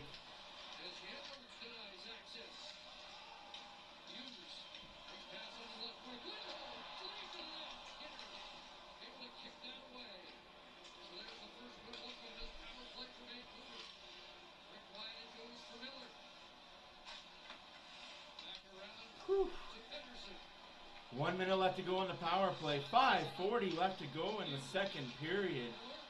Again, this is the second power play for Vancouver. First one that's actually an infraction. The first power play Vancouver had was a stick play in the trapezoid by the goalie. And the first power play the Oilers had, the only power play they've had was too many men on the ice. Oh. Guys. Feeling that pressure from Ekholm. Probably shot earlier than he wanted to, and another saucer pass. I want to get a drink 4-1. Don't leave, Roger. Don't leave. Good things happen to bad people. 66 assists on the year, and you can see why. His ability to find the open net. A whole lot of interference off that face-off, though. Like, good Lord. 2 in game 3 against Nashville. Pedersen, Besser, and now Lindholm. Dropping it off to Hughes. Here's the shot. That deflected wide.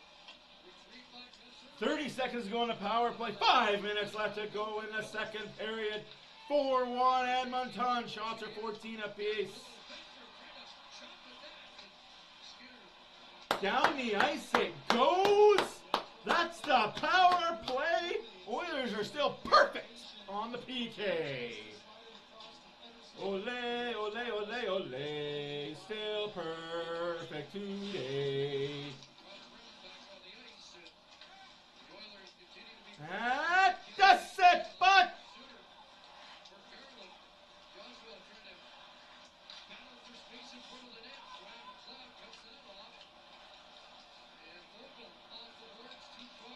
and that's icing against the PK Oilers. 4:17 left to go in the second period. Shots are 15-14 for the Vancouver Canucks. Score still 4-1 for them Oilers. How about them Oilers? Good grief, Charlie Brown. Good grief, Charlie Brown. I think he thought he could draw a man to him and slide it on the opposite side. Instead, they left Besser to Skinner, and Skinner just took away anything. Good block in front by Bouchard. 6 playoff games this year. Warren Fogle had a scheme of his own, locking it in, and that blocked by Luger. Kulak off the boards to the corner. Sidorov And that's icing against Vancouver. into Edmonton territory. Yes, it is. Ooh, that's going to be tough on Vancouver. Tired third line out there with McDavid coming over the boards. Woo-hoo! Win face-off, score goal. And live. Yeah, you get a little gut punch like that for Rick Tocchet and his team, and on home ice. Vancouver looked good. Vancouver looked good coming out in the second period. But you can't play the run and gun style against the Oilers. It doesn't suit you. We see him shuffle the deck a little bit, change the lineup maybe to get a little bit of a push into the 2-foot Pedersen back on that top line and see if you can get a spark and try to get yourself one before the Evander Kane takes the face-off against, looks like Besser? You know, this draw was No, Luger. Kyle Murchison as it gets dropped in. Controlled by Luger. There's the Luger. This McDavid drawing an assist on the second Zach Hyman goal. Hyman on it again. By the way, Zach Hyman now on a 55-goal playoff pace as an Oiler. 55-goal playoff pace is what Zach Hyman is on for right now. That's freaking insane. Insane in the membrane. No icing there. Career 2-goal playoff game for number 18. Got past Nurse, charging after Garland. The CC back in a hurry. Challenge there, hit by Lindholm. Drops ball front. Garland could get a stick on that. Crashing in, drops ball. Joshua, that could have been a charge. They're not calling anything. They're not calling anything. And it's starting to get there.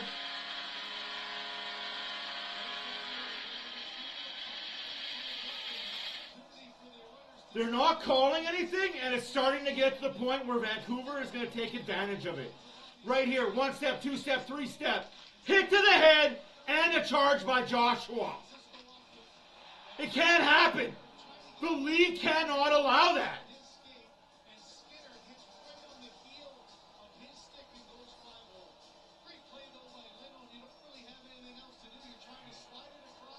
If you're going to let a guy like Joshua hit with no regard and know he's not going to get called, you're going to get somebody hurt out there.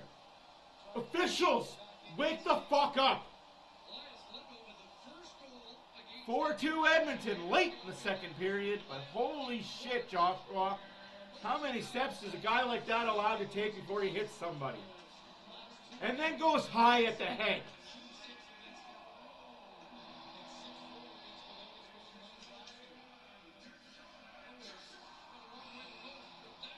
I hate to say it if you're a Vancouver Canuck fan, but you better hope to God Corey Perry does not catch Hughes with his head down at all in the defensive zone this game or this series. You better hope Kane, Desharnais, Draisaitl, and Perry do not catch Hughes with a clean hit with his head down at all in this series. Because if you do, it's bye-bye Hughes. And it's because these refs are letting them play. I'm all for it. I like it. But you got to let them play to a degree. All right, now we're starting to see a little bit of injury. Well, whose fault is that, NHL?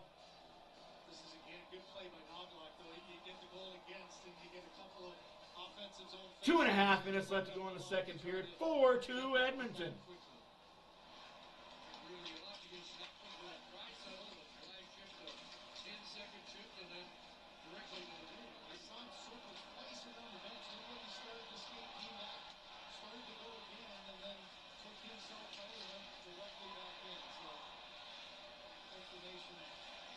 Difficult to get a cutoff time, but it's a big absence on the bench for the Edmonton Oilers with 29 in the rest.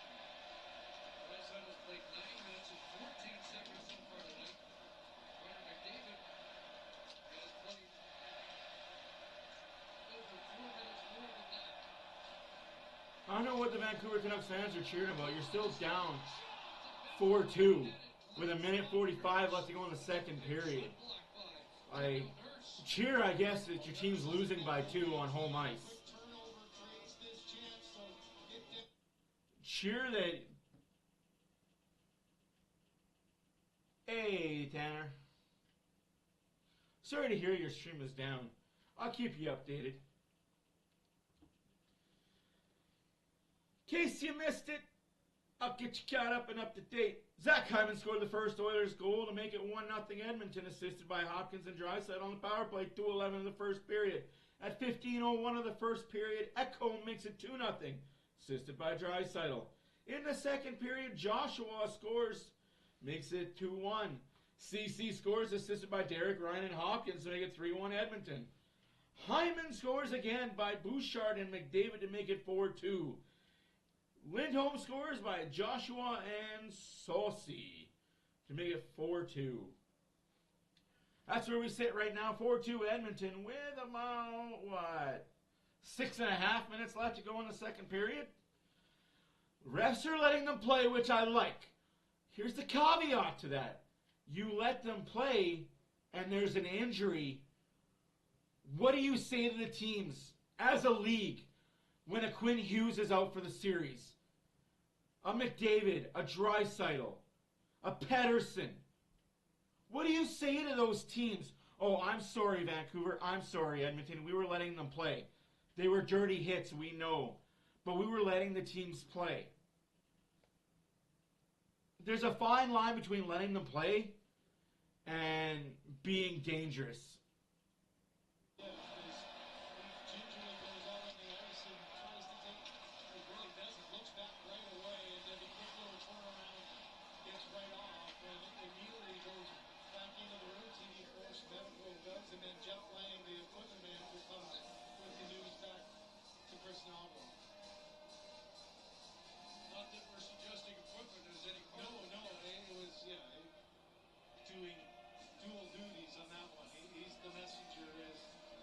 Draisaitl's out.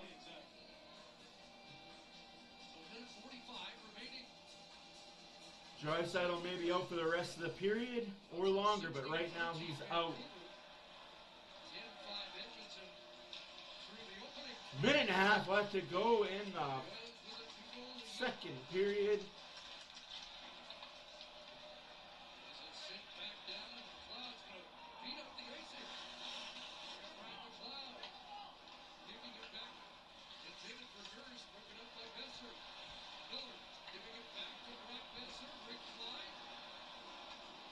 One minute remaining in the second period. 1 minute remaining in the second period.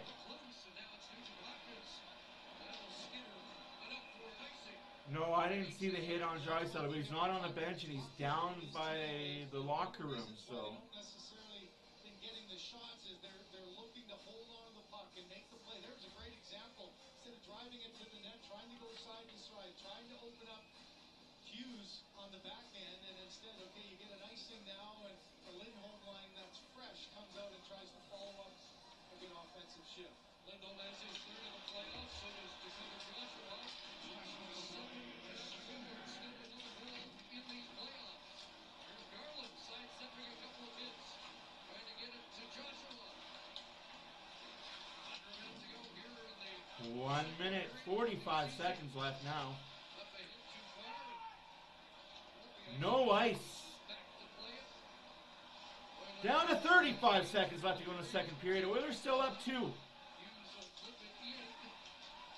Looking for it, Lindholm. He came up. Draisaitl, sorry, McDavid picks up the puck but loses it. Dang.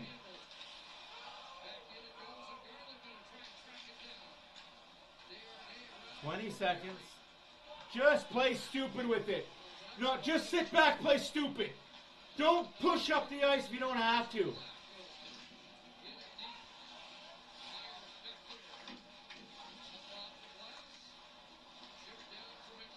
Just like that, 2 periods over, 1 period remaining.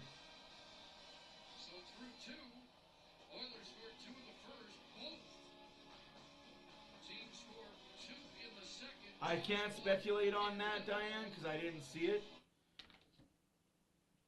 Honestly, I cannot speculate on where it happened, how it happened, why it happened.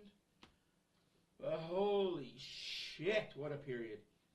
Well, they're still up 2, folks. They were up 2 after 1, up 2 after 2. Just keep that momentum going, being up 2, and you're going to win the game, right? Just got to win 20 minutes at a time. What are your thoughts, Lubo? What are your thoughts on the game so far? Yeah, they sure are letting them play, that's for sure. Hopefully it doesn't come back to bite either team. That's honestly what I'm thinking. Draisaitl's okay. Mm-hmm. That's my fear right there, is that the league is letting them play to their detriment. Because if they're both weak going into the third round, hey, that helps the American team out, right? I'm just trying to zoom in on my camera. Yeah, it seems maybe a little fishy. All right, like, I'm all for letting them play, but Jesus, somebody. How much can I get that zoomed in so you guys can see the glory? I have a stick behind me, guys, above my head. I'm going to zoom in real quick. Yes, that is a Vancouver Canucks stick.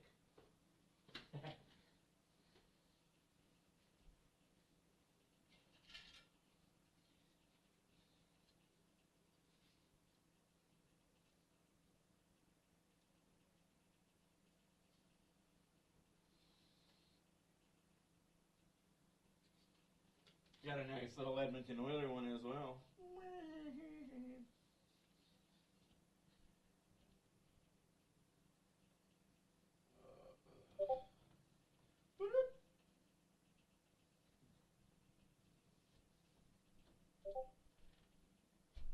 Canucks definitely did play better that period, though. That's Oh, absolutely they did. They really had to, right? You don't want to be run out of your own building.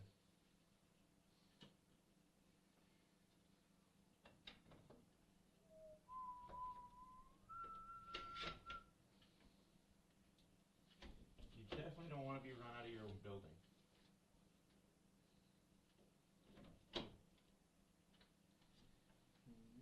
Perfect.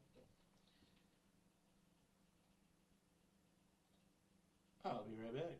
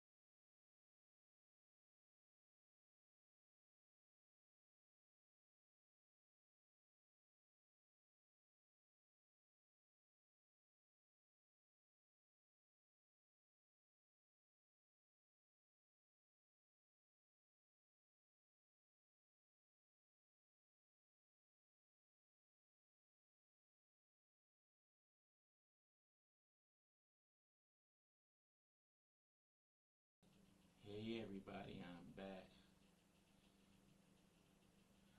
Yeah, it was muted for a reason. I was hammering some stuff up.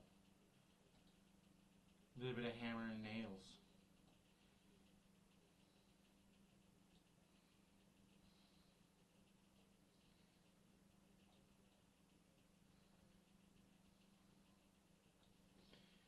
A little bit of hammer, a little bit of nails.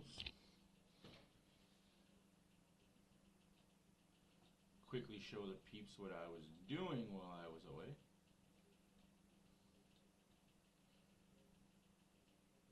Figure if I got the Vancouver Canucks stick up, I might as well put the Oilers up too. Oh. What is everybody's thoughts on that first period, that second period? Whoo, what a period, what a period.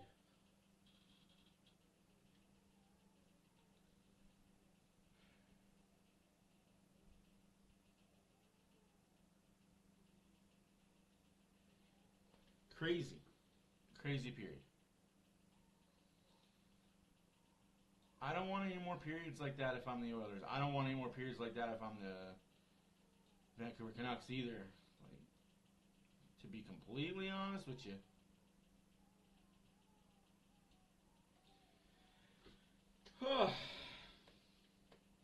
Yeah, I'm thinking that softy looking by Seelovs is probably going to be the difference. You know, you're absolutely right. And that may be what it comes down to, is just one soft goal, right?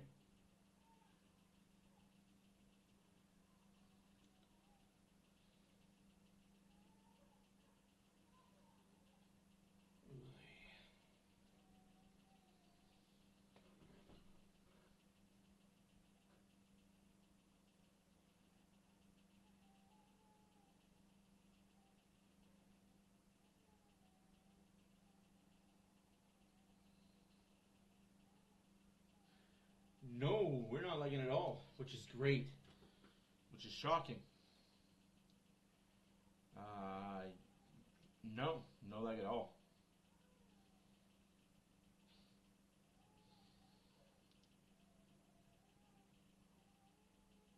I like it. I like the fact we can do this and there's no lag.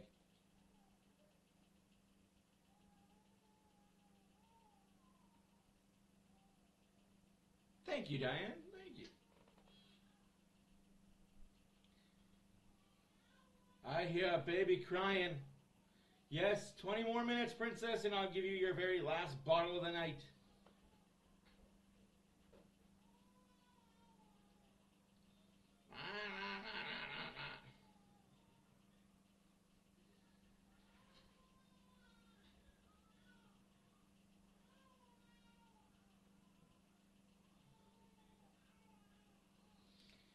As she should.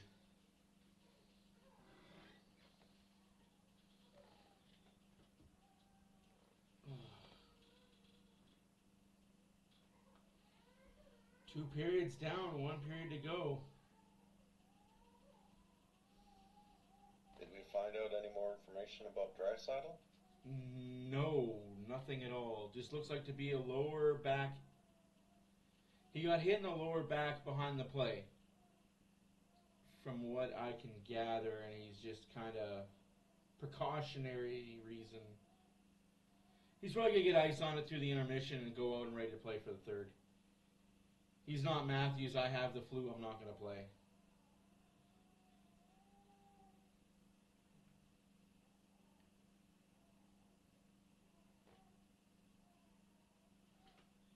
Ooh, I don't like those stats, though. Face-off percentage, 64% for Vancouver. 36% for the Oilers. Fucking got to clear that up. Yeah, Vancouver's pretty good on the face-off draw typically, and yeah, hopefully this isn't a sign of things to come, but Vancouver certainly does like to bring the body, especially with those big defensemen. Here it is right here. Yeah, Myers. Kind of got him with the stick right in the lower back.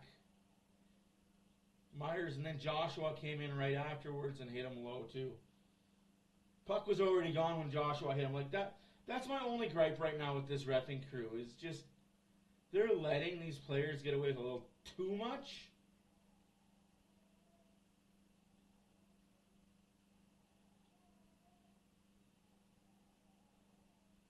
Yeah, and as a Canucks fan first, I'm right there with you. I think it's good to let them get away with stuff, but yeah, there's a point where you just need to say, okay, enough's enough. Because I wouldn't want to see anybody on the Vancouver Canucks just get a really cheap late hit from Kane and be out for the series, and even if you guys win, out for the remainder of the playoffs due to inefficient reffing. Like, there's got to be a line where, okay, we'll let you get away with this, but when it comes down to this is what we have to call. The little hooks, the little slashes on the hands, the little cross-check here, I'm okay with it. The interference, the pick plays, I'm good with that. But when you're letting guys take 15 feet and ramming guys in the head, that's... Yeesh.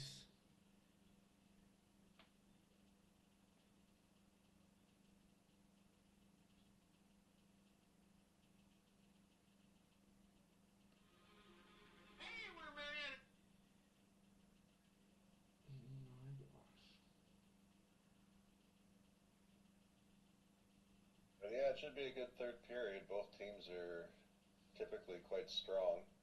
Yeah. Oh, am I the one that's lagging? Yeah, maybe.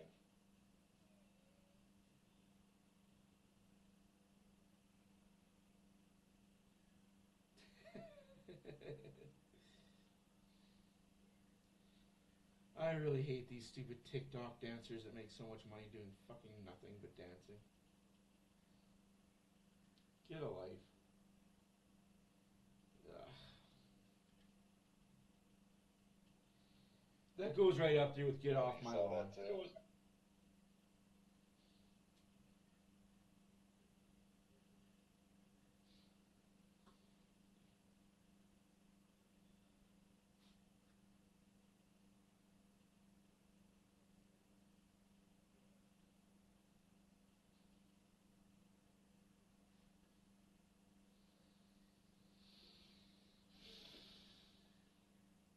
Go see your mom. Upstairs, go pee.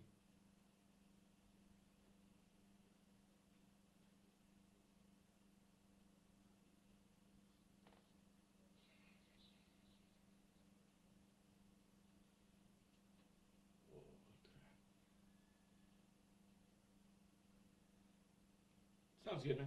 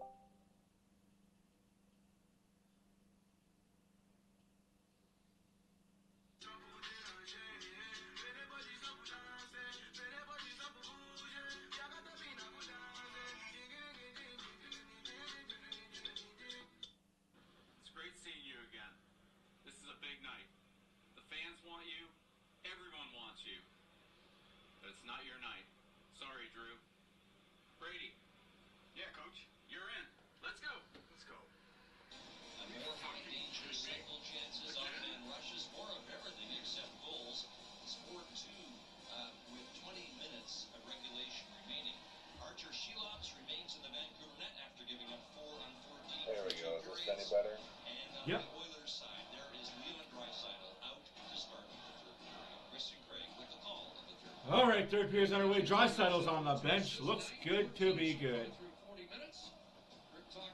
4-2 Edmonton. Shots are 16-14 for Vancouver. Oilers win that face-off. Fucking time.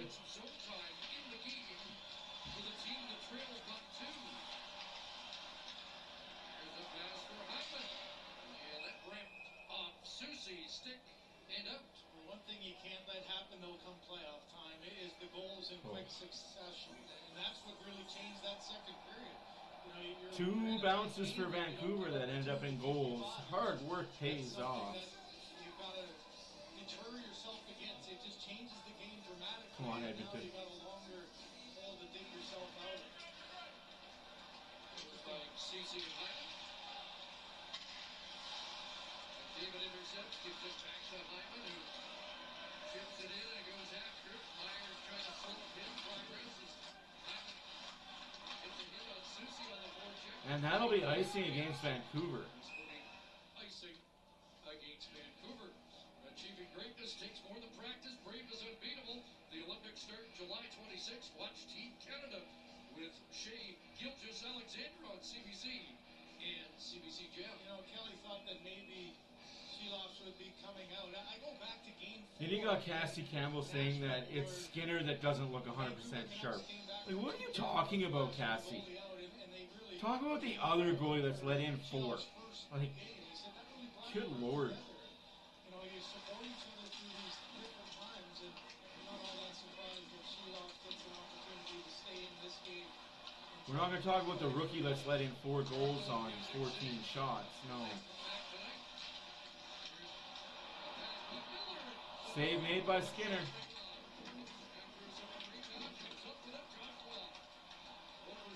Come on, guys.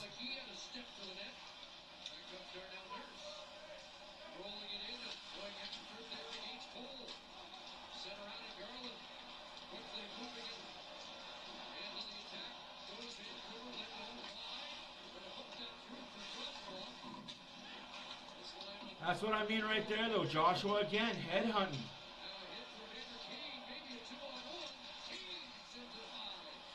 Jesus, Kane, you got to hit that net, though.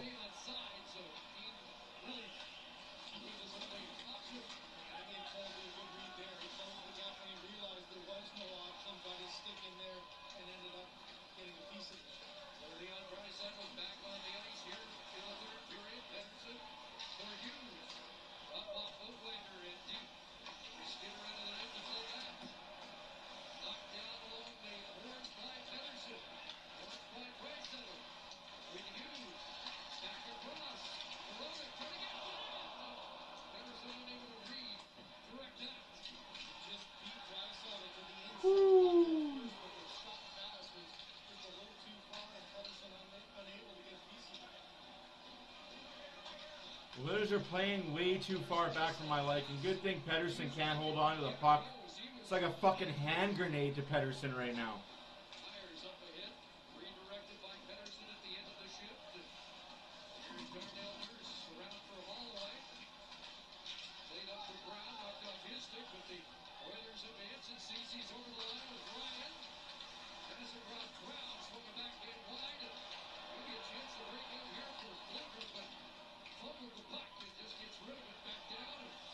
That's not icing? Okay, interessante on that one.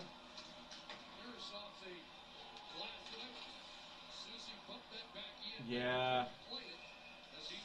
That's offside. You know, guys, I'm going to say the line. I'm going to say the line I haven't said in a long time. Hey, ref, is your cell phone in your pocket? Think you missed a call from your wife.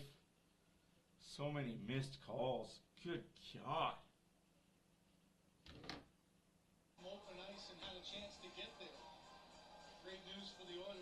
Poor baby. Go see peace. Back on the bench and being a part of this game. As Elliot was talking about, that series. Still 4-2, 17 minutes left to go in the third period. No late goals, I agree, Roger, unless it's for the Oilers. Let's go Oilers indeed, Nathan. JT Miller tried to hop out there as part of the icing, and that's the discussion who's got to come. Oh, now he's going back. He is allowed. Okay. Yeah, I don't understand what's going on with him. Like, he had the puck at the Oilers' blue line, and it just bounced off his stick. See that very often where the officials say, Pedersen like him this year. not sure exactly transpired there. And Miller directing some traffic here. Connor McDavid, Wade, he's struggled tonight in the circle. 4 and 11, and Miller wins that draw. Miller wins another face-off for the. That's offside for Edmonton. The stick of Besser to play offside. Well, that's an interesting call. That call was saying arguing it was Besser with the shot back. Did they switch which Pedersen was playing? In case you guys don't know, the Vancouver Canucks have 2 Elias Pedersens on their in their organization. Elias Pettersson, number 40, plays for the Vancouver Canucks. Elias Pettersson, number 2, plays for the Abbotsford Canucks. Both same spellings, both same town in Sweden. Just like 5 or 6 years apart.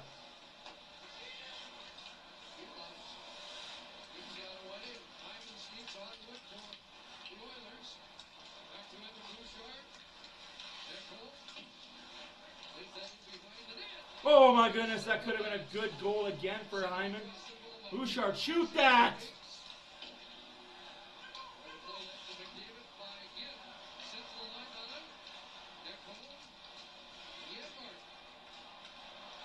Janmark just dizzied himself on that one.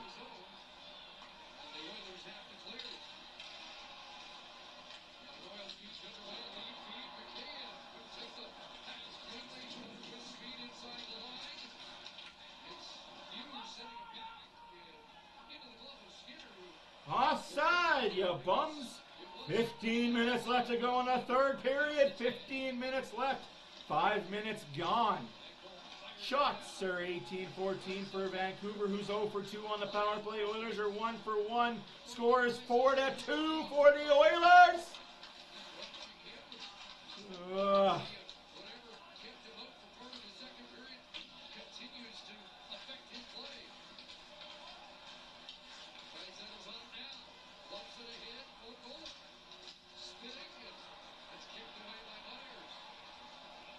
Yes. Good night, sweet Rosie. Please sleep. Your mom needs her rest too.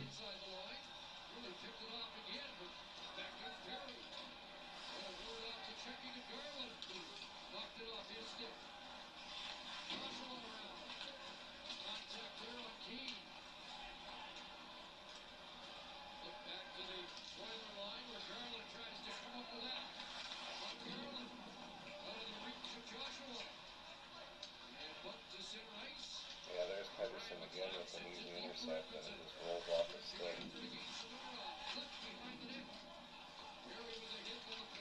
Yeah.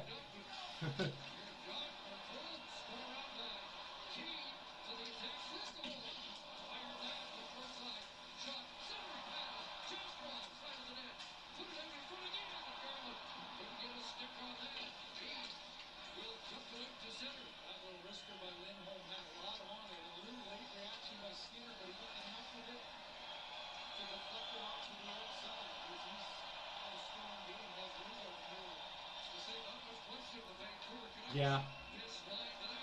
Did you want to bring her down? Because I can hold her.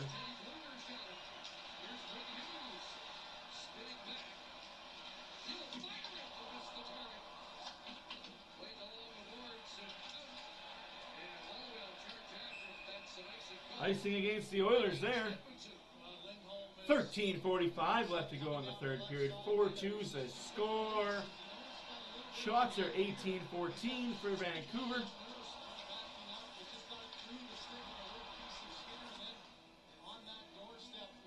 Okay, baby. 20-14 are shots, my bad.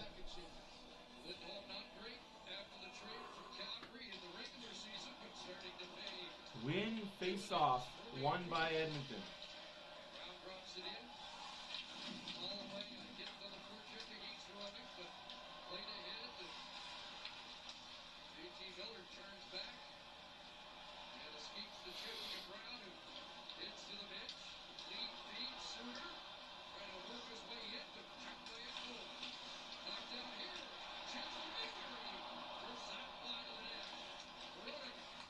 Bad giveaway there by the Oilers. Gotta get that puck out.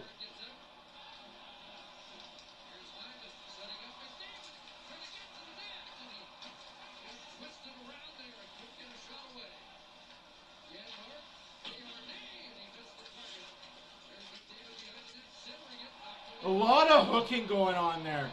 Like Janmark's stick was held and hooked. I get, let them play, boys. Because if you give the Oilers power plays, they score. I get that. But you gotta call the ones that take away the chances. 12 and a half minutes left to go in the third period. 4-2 Oilers still.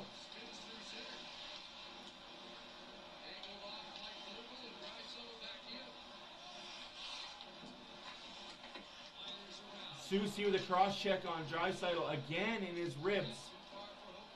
I think that's what it is for Draisaitl. It's lower body ribs.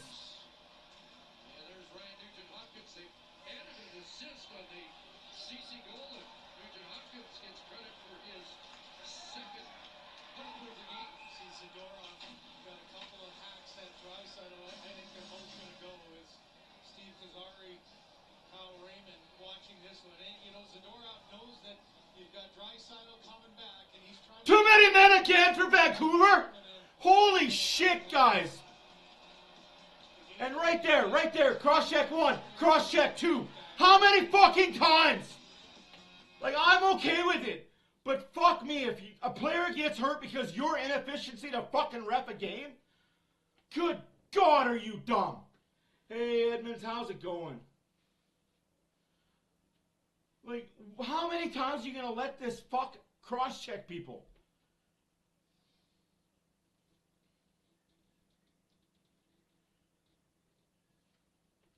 Bet the Vancouver fans are fucking loving it. We can do it. Yeah, you can do it till an Oiler player retaliates and smashes a face.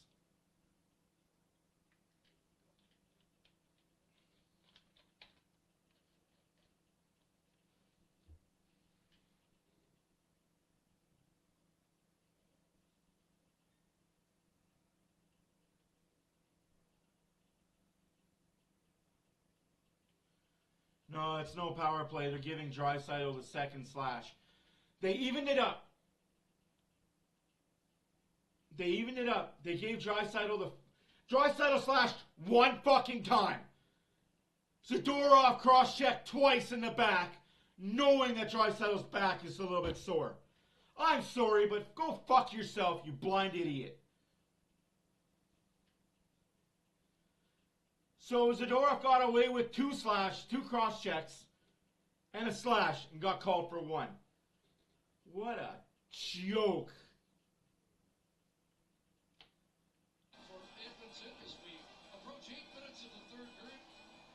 I don't want to hear any Vancouver fan at all moving forward through this series that the refs are favoritism towards Edmonton. So all you Twitter board heroes, fuck me, man.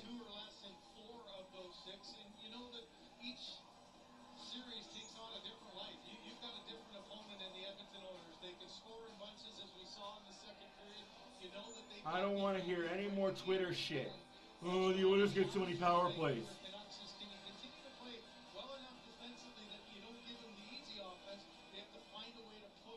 4-on-4, 12 minutes left to go in the third period. 4-2 is the score.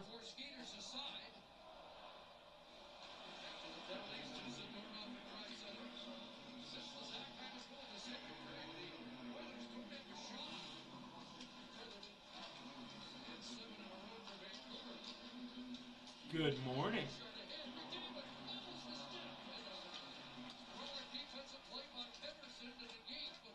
Another cross-check from behind. They called that a cross-check in the Carolina game in double fucking overtime. And the guy said, well, that's the rules. Call every cross-check. Really?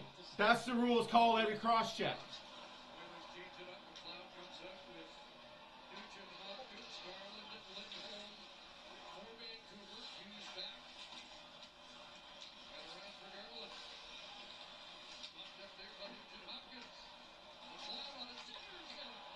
Oh, Hopkins, you need to score that.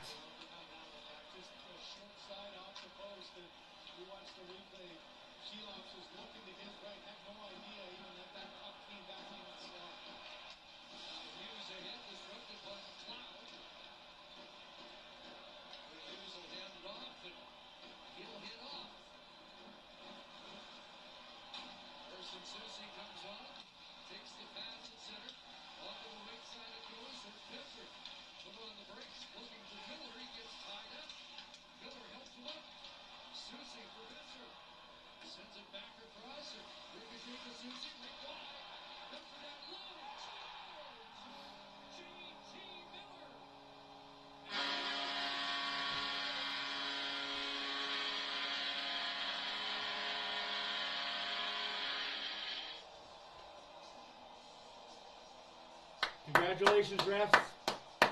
Congratulations, refs.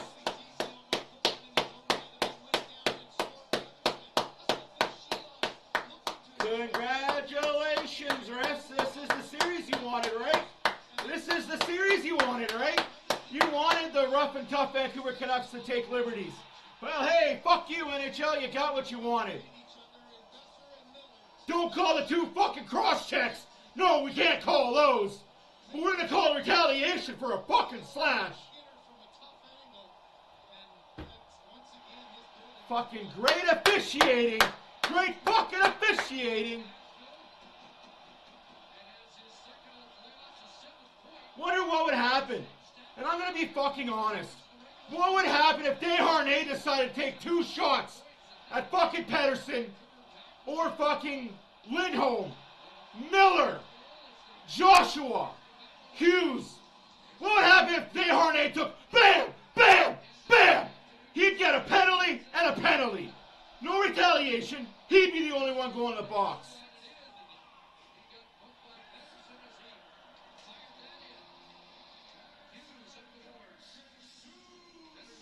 Let him play, ref. Let him play. Oh, that's another penalty coming up against the Oilers. Yeah, ref! Yeah, referee!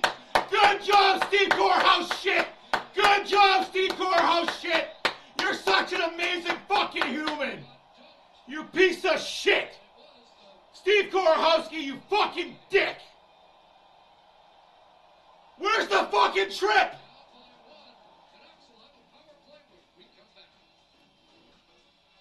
You let everything fucking go! Everything go! You've let it all go until then!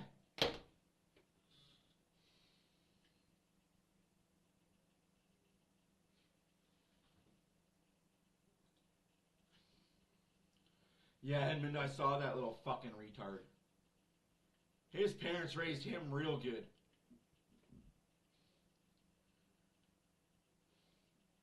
I'm sorry, Lou, but that's unacceptable. You can't let everything fucking go all fucking game, and that's the penalty you call. Steve Korahowski, you should be fucking ashamed of yourself.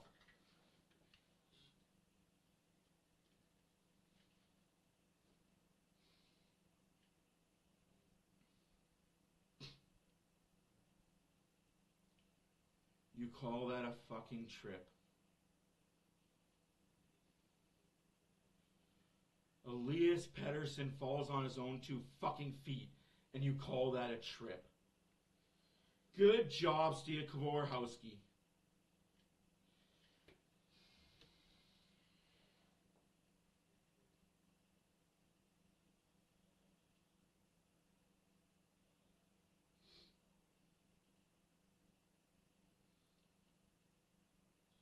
The referees for tonight's game is Kyle Riemann and Steve Korahowski.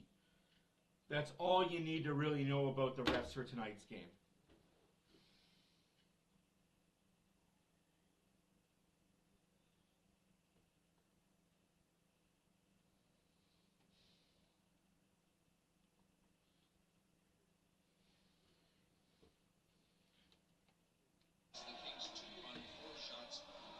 How does the best team on the power play only get 1 fucking power play, and it's for too many men on the ice? Riddle me that, Batman!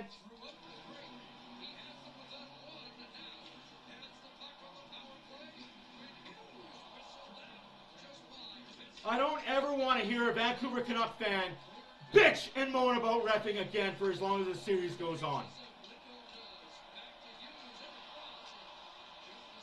Pettersson, you fucking little baby.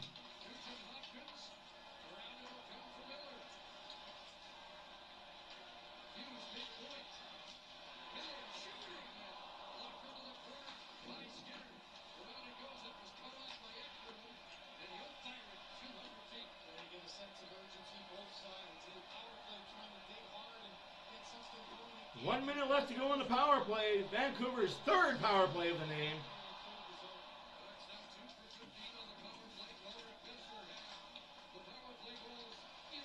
8:40 left to go in the 3rd period. Oilers up 4-3.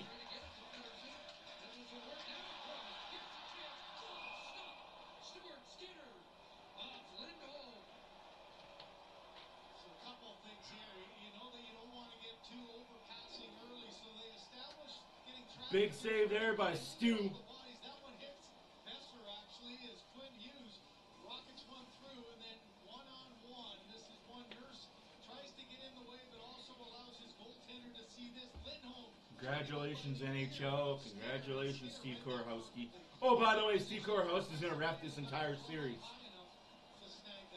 Past a minute gone in the Holloway penalty, and the A unit stays out. Lindholm battles to win possession. Here's Miller. Ninth in league scoring this year. Hughes. Henderson.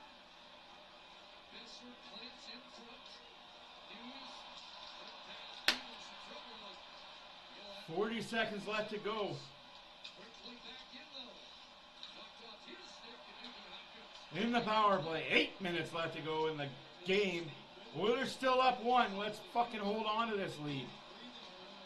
Let's show them, even if the refs aren't in our books, we can still win fucking hockey games. Badges? We don't need no stinking badges. Shoulder to shoulder with CC. Around it goes, and Henderson got across to take it back away from McLeod at the end of his shift. Holloway gets them to return. Holy fuck. There's a hook on the hands! Courthouse shit cost something, you fuck! Now 15 consecutive. Carson Soucy with an assist on the Oh, I agree, Nathan. He's pretty pissy about what the Oilers did to his Calgary Flames a couple years ago. speed down that right flank. Here's Hyman in front, and Soucy there at the back corner to break up the pass. They don't get it clear as Draisaitl spins it back in against McDavid. Draisaitl and Hyman after a successful penalty kill. Pass broken up and tossed away. Oilers He closed his hand on the puck! and thrown it by Wow. Suter. Wow! I'm a Vancouver Canuck. Look at me. I can get away with everything. Knocked away by Hoglander. They're probably thinking, so this is what it's like to be American teams playing against Edmonton. Wow! 6.5 minutes left to go in the third period. 4-3 Oilers. Barry dumps it in. Keane on the far side. Bumped along the boards, but stays on the puck. Trying to jam it to Zadorov. Picks up with him. McCann with a slick outlet. And out comes Vancouver. Hoaglander's Yeah, you got that right. Germain going to the net, but he curled back. Here's his match.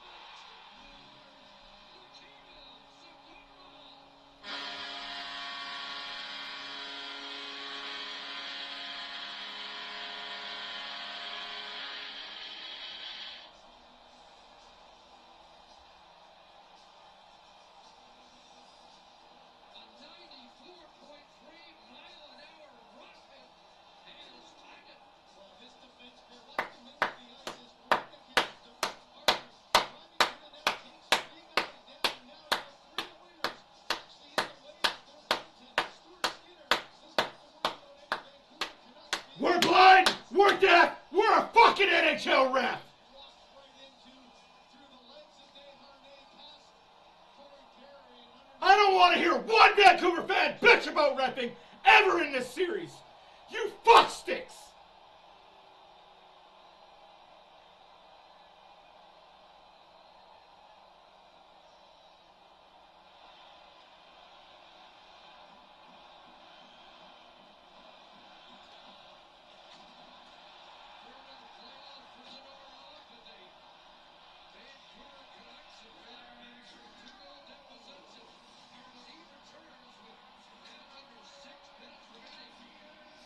Hey ref, the score's 4-4. You want to call a penalty against Vancouver now?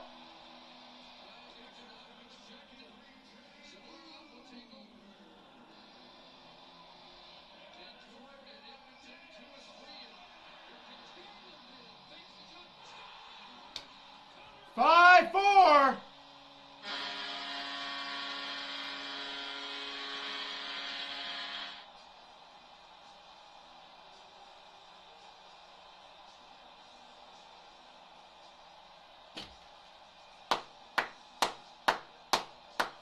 Congratulations, Vancouver. Congratulations, Vancouver. 39 seconds apart. Zadorov and Garland. And the What's happening? I'm an NHL ref. I don't call calls. I don't call interference. I don't call a slash. I don't call a hook. Why would I call anything? I wear the same color as a Vancouver Canuck.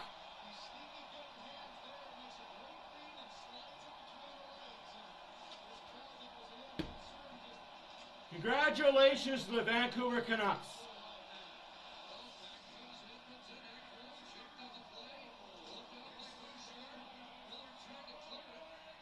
Hey ref, you want to call?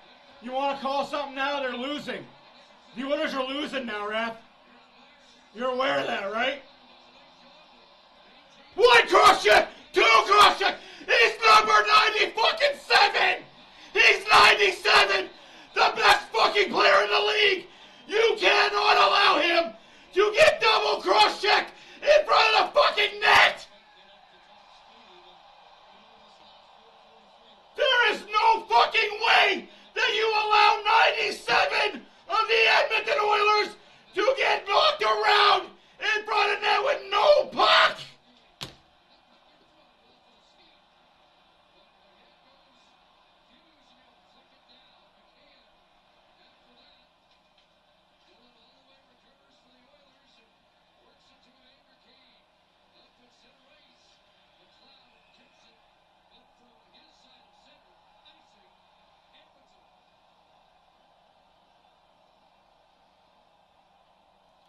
I don't know what you guys are so fucking happy about. You haven't had one fucking call all game. Not one fucking call's gone against Vancouver. The only power play the Oilers have had was too many men.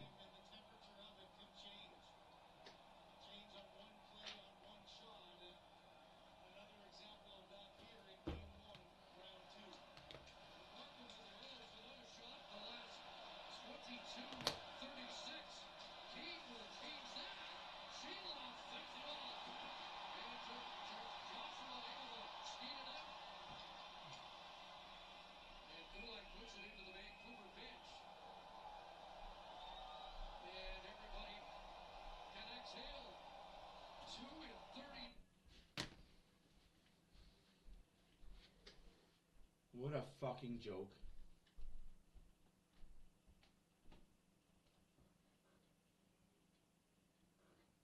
No, the refs didn't get in anybody's head, Nathan. It's calls that need to be made that aren't made. The butterfly effect of that entire fucking Zadorov-Draisaitl situation. Let me put it in terms that maybe some of you fucktards might understand. If that was Desharnais cross-checking Pettersson, that arm goes up right the fuck away. Desharnais goes the box for two. No, we're going to let Zadorov slash him one time. Oh, just for shits and giggles, we're going to let Garland go in and take a shot at him.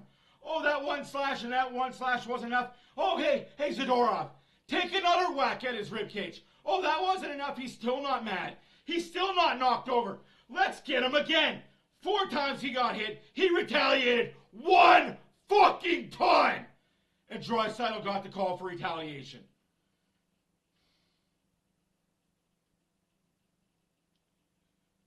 It's okay to not call things.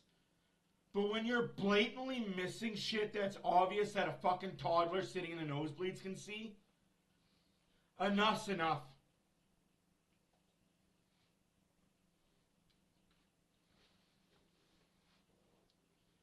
Any self-respecting fan knows exactly what happened in that Zadorov situation. Well, that's all we're going to talk about is how great Vancouver's comeback was. Oh, did you see Vancouver's great comeback? Yeah. How many power plays did they have? How many power plays did they have? How many power plays have the Oilers had? They've had one. One!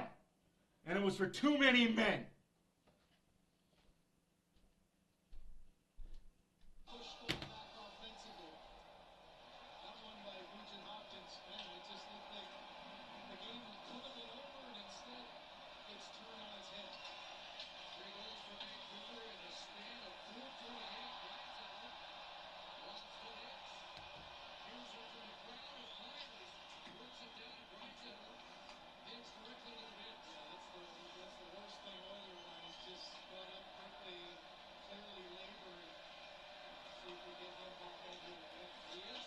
Hey, Rand.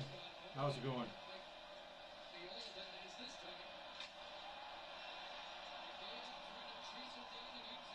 What do you mean, what's going on? What the fuck, Edmonton? What can you do?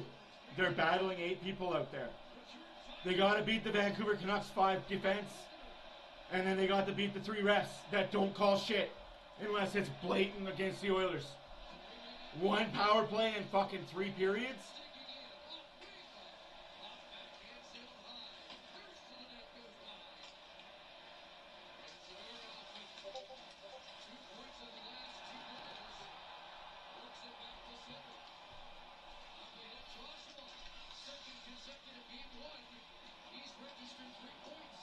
What a fucking joke. What an embarrassment of the NHL. Oh, he got tripped! That's what Pettersson happened. He got tripped. He fell over on his own 2 feet. You call it a penalty.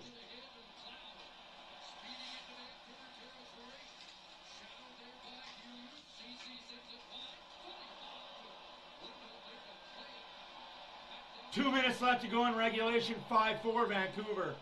That's an icing, you dumb fuck.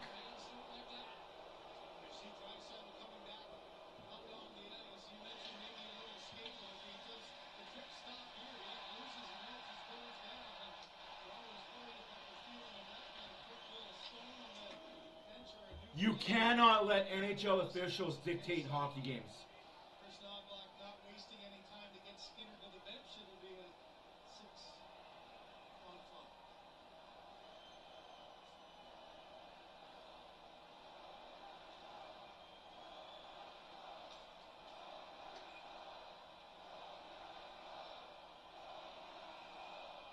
It seems a long time ago now, but Vancouver did sweep the regular season series and trying to keep that stretch alive. Oilers come up with a puck, 6 on 5, Nugent Hopkins, Matthias Ekholm, Evan Bouchard.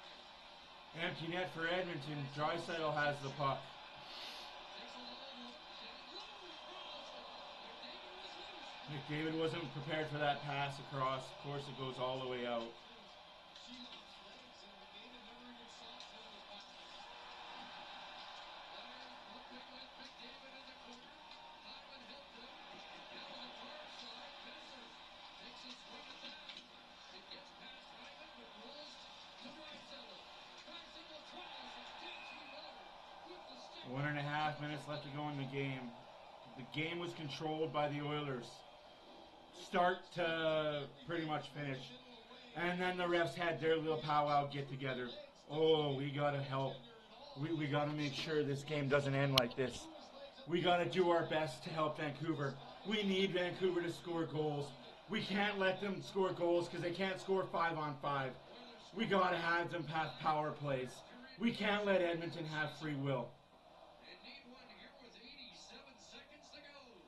Draisaitl won the draw. Ekholm to the middle and then Bouchard. Cross for Nugent Hopkins, Lindholm. Following up, Henderson. And back in. Out. Down the ice, but not enough to get to the empty net. Ekholm feeds it ahead. Hyman back in. And knocked off his stick and by Henderson. No excuse though, Oilers blew a 3-goal lead. And back in comes Hyman. Zach Hyman in flow to Nugent Hopkins. Couldn't get a stick on that.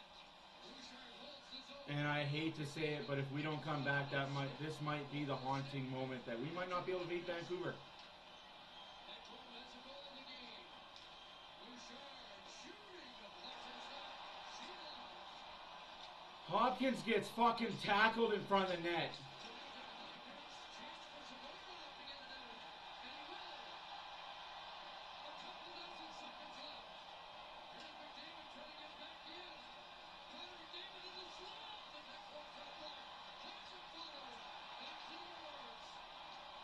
Stick slash out of the hand.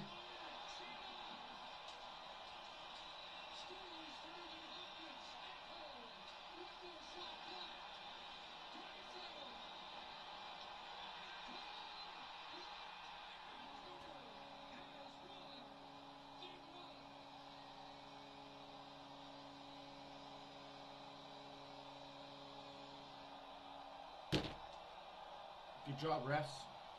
Good jobs. Good job, refs. Vancouver wins game 1. On the back of the refs refusing to fucking call a penalty against them. Not one fucking call!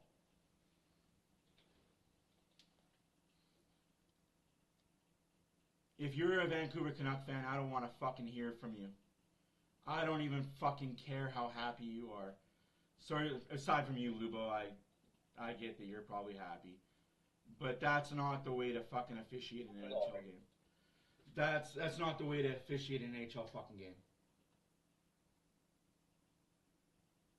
You can't let a guy get hacked and slashed and cross-checked, and then when he retaliates, you call him for the penalty? You can't.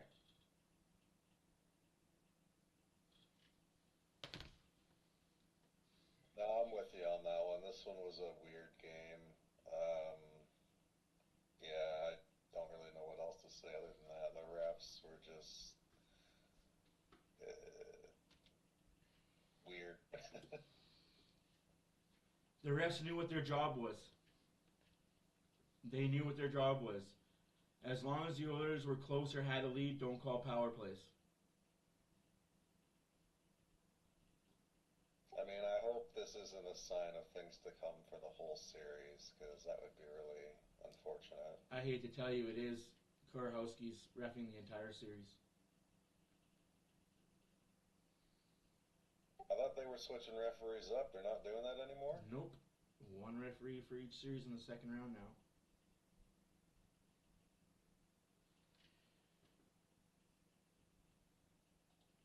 Oh, absolutely, Drake. Credit to Vancouver, but let's be fucking honest here. If Vancouver got called even one time for what they did, that game's not close. I'm not giving credit to Vancouver as much as you think I should. They don't deserve it. They get called. Zadorov gets called for that cross-check.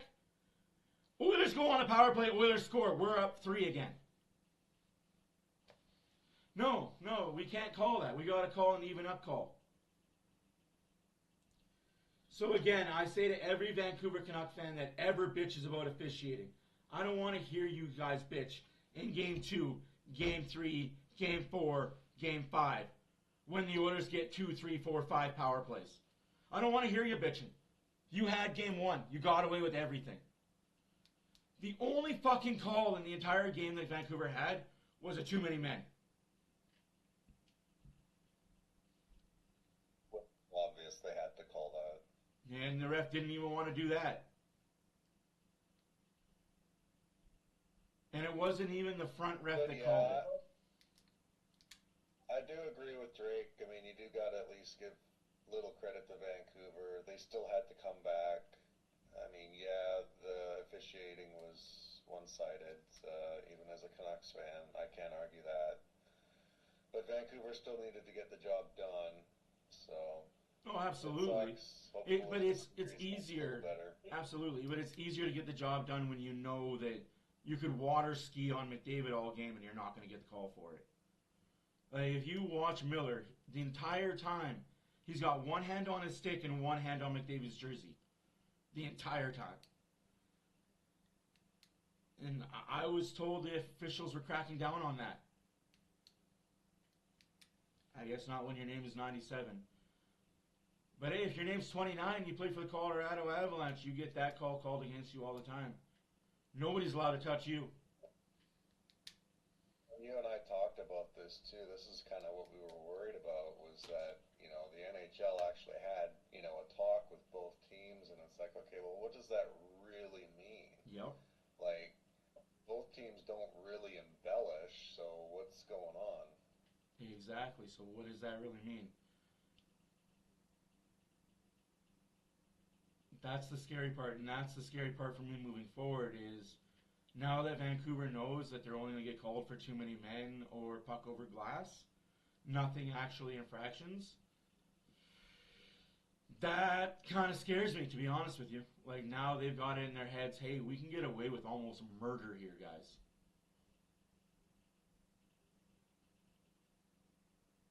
It's almost to the point where let's see how far we can get away with. Next game, let's see how much more we can get away with.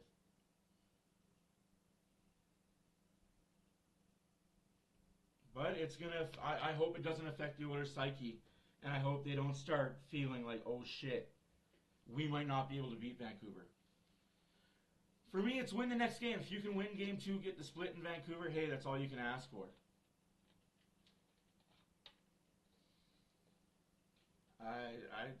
I am blown away by how bad the officiating was this game. The process, the shift to shift. When Draisaitl left, momentum swung, and what did Edmonton have? Like 2 shots on net in the last 2 periods? Kind of hard to get shots on net when you're fucking killing penalties the entire period.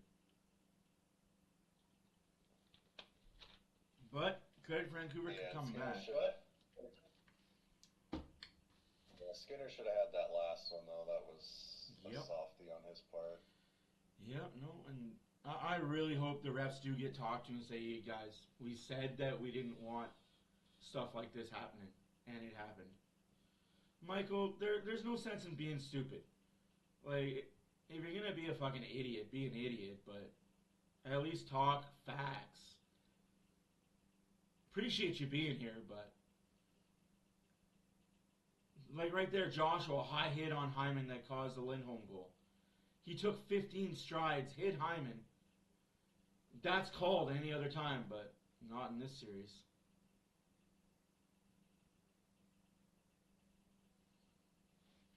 But hey, credit to Vancouver, I guess. Surprising Yeah, I don't know. Vancouver came out flat, and then in the second and third, I know things weren't going the Oilers' way, but still, just only managed 9 shots for the Oilers in 2 periods is not usual for them either. No, but again, it's like it is hard to manage shots when you know that you have to play perfect because the other team can clog up the neutral zone by holding on to you. Thank you. Yeah, no. Oh, pardon me, Edmonton had 7 shots. Yeah, but that's what I mean. Like, of course, I could score that way too if I know that I'm allowed to clog up the neutral zone by holding on to McDavid, by just hooking people. If I could get away with it, hell. If I know going in, I can do what I want to do to the best player in the NHL and not get a call, I will clog up that neutral zone like a fucking neutral zone trap. And knowing if I'm Zadorov, and that's the part that got me, was Zadorov and Soucy in front of the net. Both cross-checked McDavid. Both cross-checked him, 2-hand to the back. Carolina got a penalty in double overtime for less than that. It just boggles my mind that the officiating from series to series, game to game, period to period is so bad.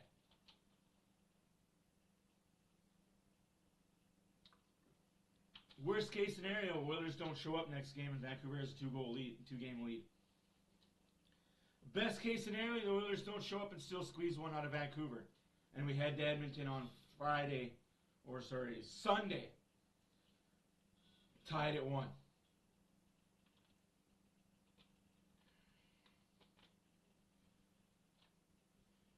Oh, but yeah, if I was an Oilers head office, I would be shelling out the checkbook right now.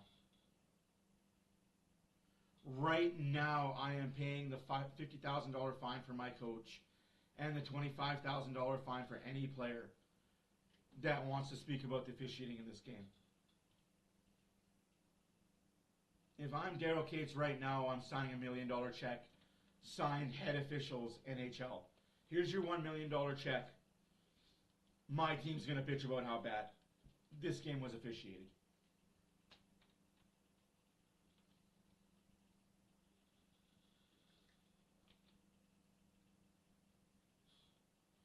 That third period was game management to a T, and the league shouldn't be doing that.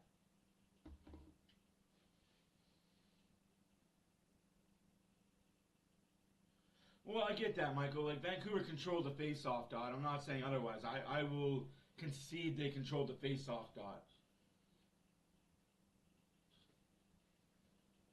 But at the end of the day, you have to call penalties that are penalties that are penalties. I just ask, what was Draisaitl supposed to do there?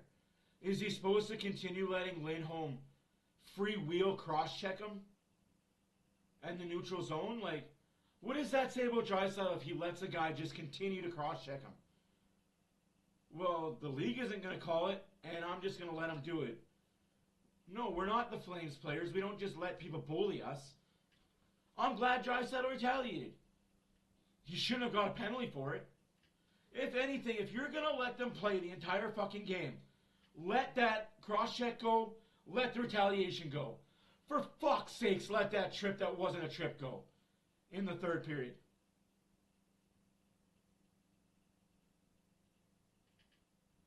One crazy thing to point out, too, is that Vancouver was able to get it done with pretty much an invisible Pettersson. Still, I don't know what's going on with him. Again, you really don't need Pettersson when you've got that one line that knows they can go out there and do what they want. What do you mean, Kuzmenko? Oh, you're talking about the Lindholm-Kuzmenko thing? I think both teams lost that trade, to be honest with you. I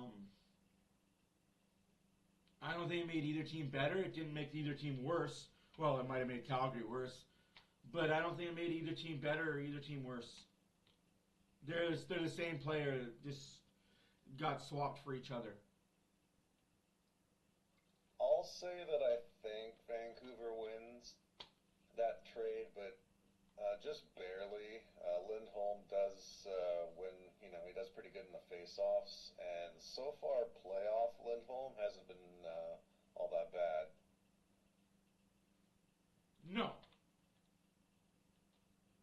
It's just very frustrating to see your team know that they're getting jobbed, and there's nothing you can do about it. Like, that's the worst part for me is I know they're getting jobbed. Yes, it's a wrestling term, guys. Sorry, I watch a lot of wrestling. And there's nothing that you can do about it. You know you're getting jobbed. You know as hard as you try, there's nothing you can do about it. What are you supposed to do? Turn the puck over and slap it against the ref's face? Like,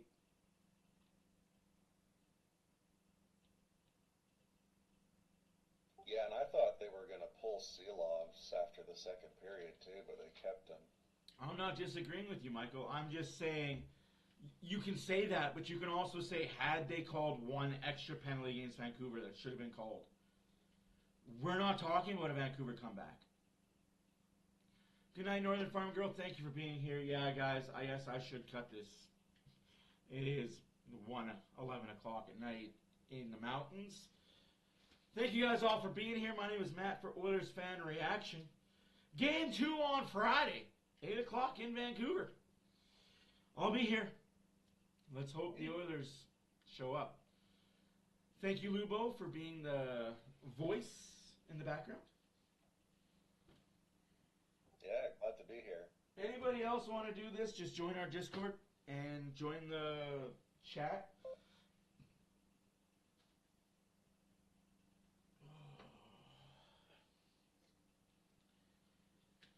I fully expect a better Edmonton team and a more pissed off Edmonton team. I expect more power plays coming Edmonton's way next game. Honestly, I do. I expect Edmonton to get 4 or 5 power plays next game just based off of what I know about the NHL. These refs will be talked to and be like, yeah, you missed this call. You let this go, but you called this really... That trip on Holloway, come on. Pettersson fell over on his own. But you got to call it, right? Unfortunately, I hear about how great Vancouver is from your spoiled fan base. And this is what I say to the fan base, the diehard Vancouver Canuck fans. Let's be realistic. You guys haven't done shit for 56 years. You have no cups to show for it. 2 Stanley Cup Finals appearances, and you lost both.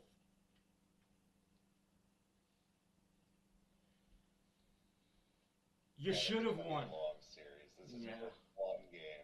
Yeah, it's going to be a long 6-7 game series. You should have won Game 1 handily tonight. The Oilers played almost a week ago.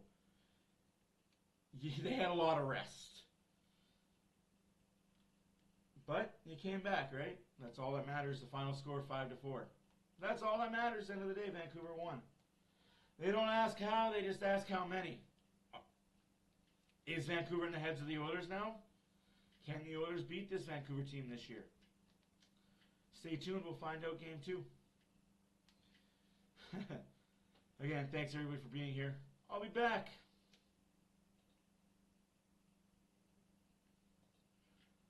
Friday.